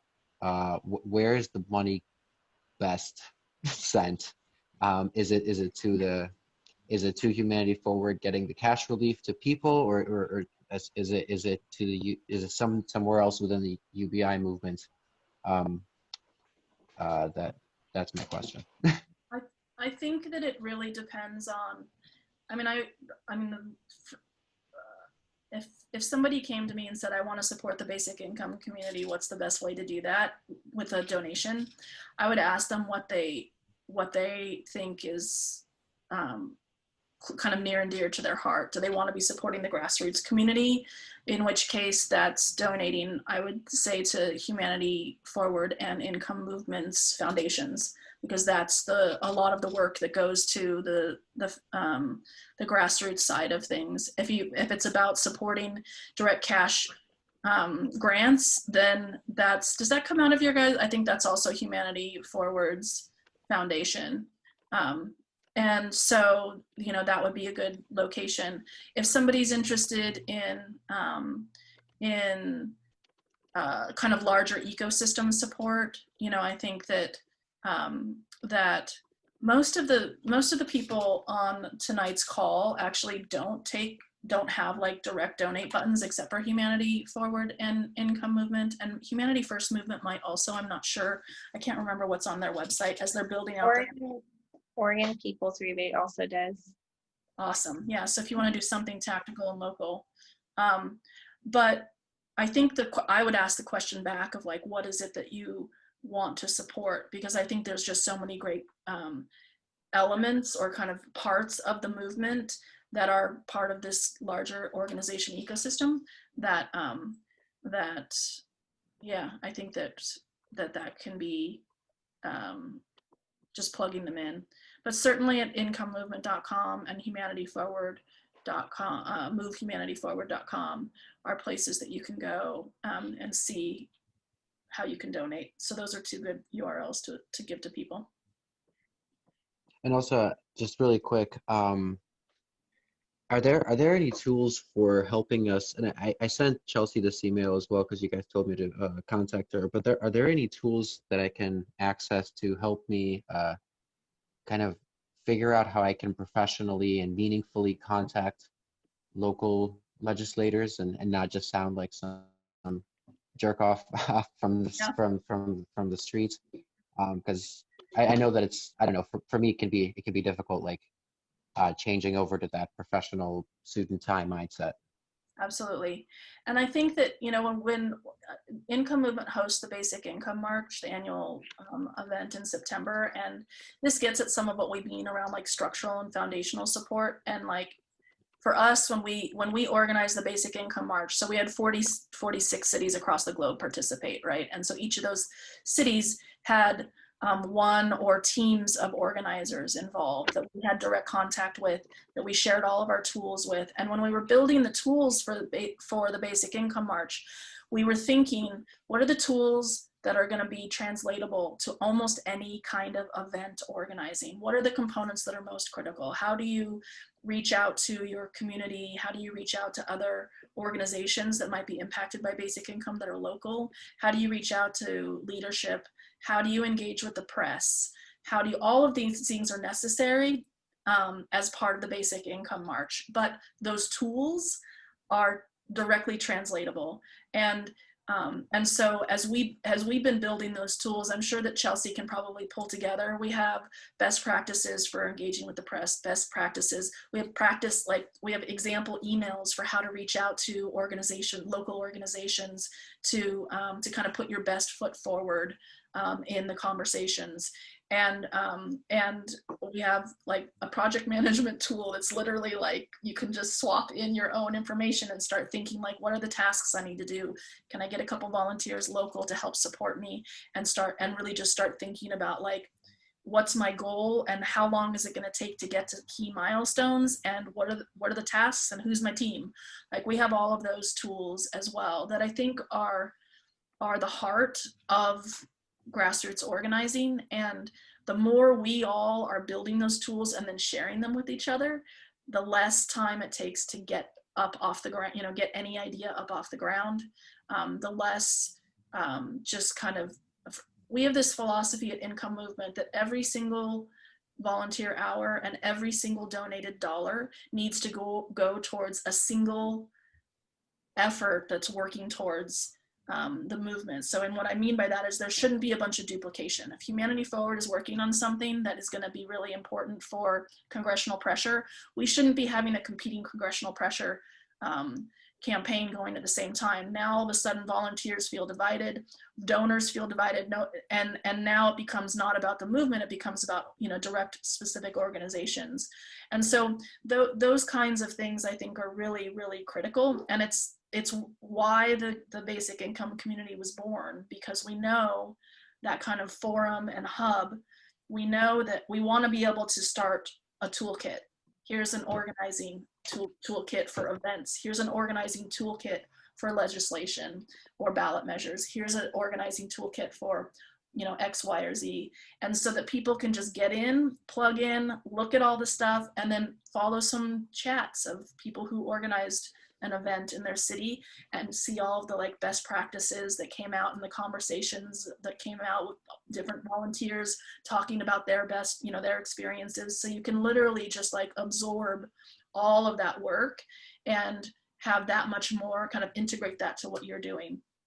So, so we can get you started in that, but a lot of this is trying to not make it so that any of us here are a bottleneck.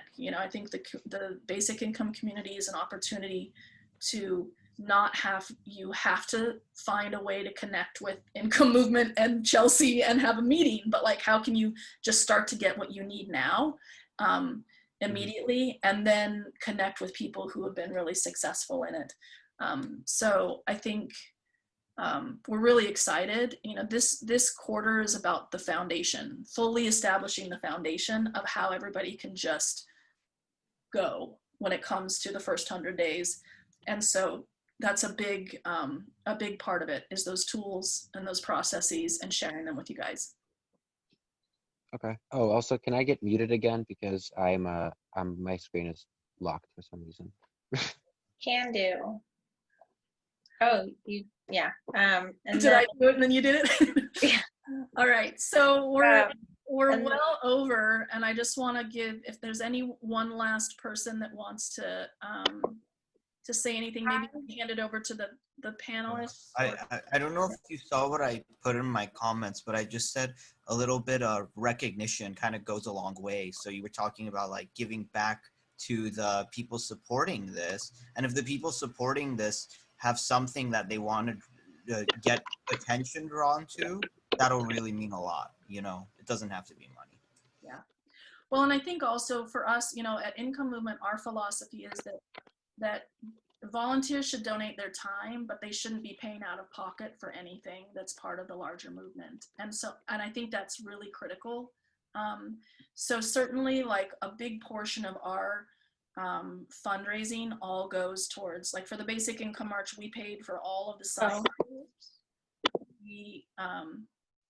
We made sure that nobody had to pay anything out of pocket, from like scissors and, you know, and tape, all the way up to like banners and press releases and just all of the things, social media assets. Like, how can we make sure that you guys aren't having to pay out of pocket for anything, that you really, I think that's an important piece as well. In my mind, that's how we show support and care for our grassroots community, is to make sure that that when you commit to doing something that's part of these larger initiatives or whatever, you're not worried that you're going to have to pay $300 to take care of parking permits for, you know, I mean, parade permits for whatever. Like, those are the kinds of things that the organizations should absolutely be shouldering, while you guys provide the kind of the heart and the sweat. And ideally down the line, money. I mean, it's a big, our entire team is built of volunteers. So they're volunteers that we've now kind of brought into the team as in paid positions. And we, as much as possible, we believe in trying to move in that direction as we build the movement, for sure. Yeah, that's wonderful. I was saying like more of advocate of the month kind of thing, or it could be like showing recognition to like what people have done, and like maybe including like an email or a Twitter handle or like their Instagram would go a long way. Yeah. This is a perfect ending segue, because the very last thing that we wanted to share with you guys is a community advocacy, kind of advocate and volunteer support humanity hang that is next week. And we can drop into the chat the link to that. I believe we have, do we have that? I believe so. If we don't, I think we're gonna post that a little later. Yeah. Okay. So we'll make sure that we send that out to you guys, but I think that that's exactly right. I think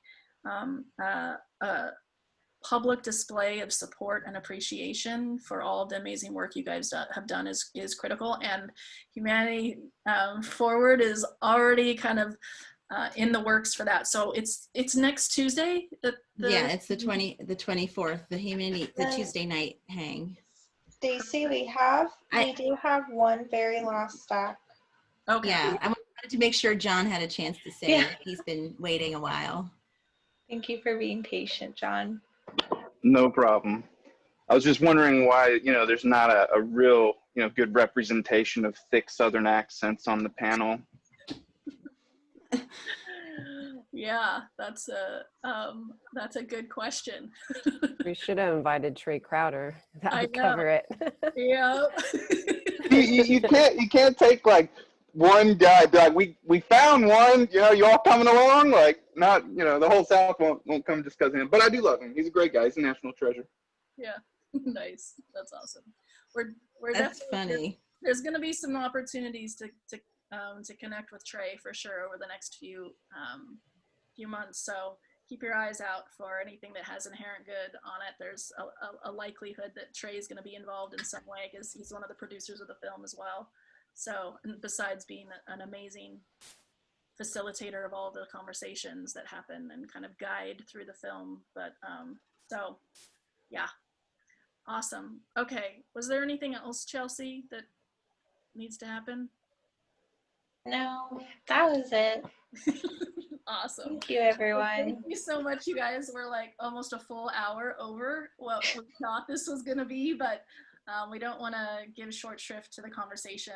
And there was a lot to cover because the first 100 days is so critical. I think other quarterly meetings might not have nearly so much to go through, but you know, we're putting a lot of kind of full court press, all hands on deck for the first 100 days across the entire movement. So I'm really glad that many of you could stick with us through the conversation, and that we had all of the conversations we needed to have, so that when we post this recording, people can go back and kind of scrub through to the things that they want to get reminded of or learn more about. So really appreciate all of you, really appreciate your time, your energy, and we're looking forward to kicking off the next 4 months. Are we doing is this happening again on Saturday? We are. On Saturday will be, so if you have friends or community members, family members that you're like, hey, I think there will be less panelists in, less people could do Saturday. So it'll for sure be the 90 minutes. We'll move into the kind of feedback part and like the details probably a little bit quicker. So, but we'll share that. Like I said, you'll get an email since you registered for this. You'll get an email with the link to this recording information on the Saturday event, the deck, a copy of the deck that we went through, and if we have some information on the next Humanity Hang on Tuesday and where you need to go to make sure that you're part of that, we'll include that link as well. So thank you so much, everybody. Have a lovely rest of your evening, and we'll be in community together again real soon. So take care.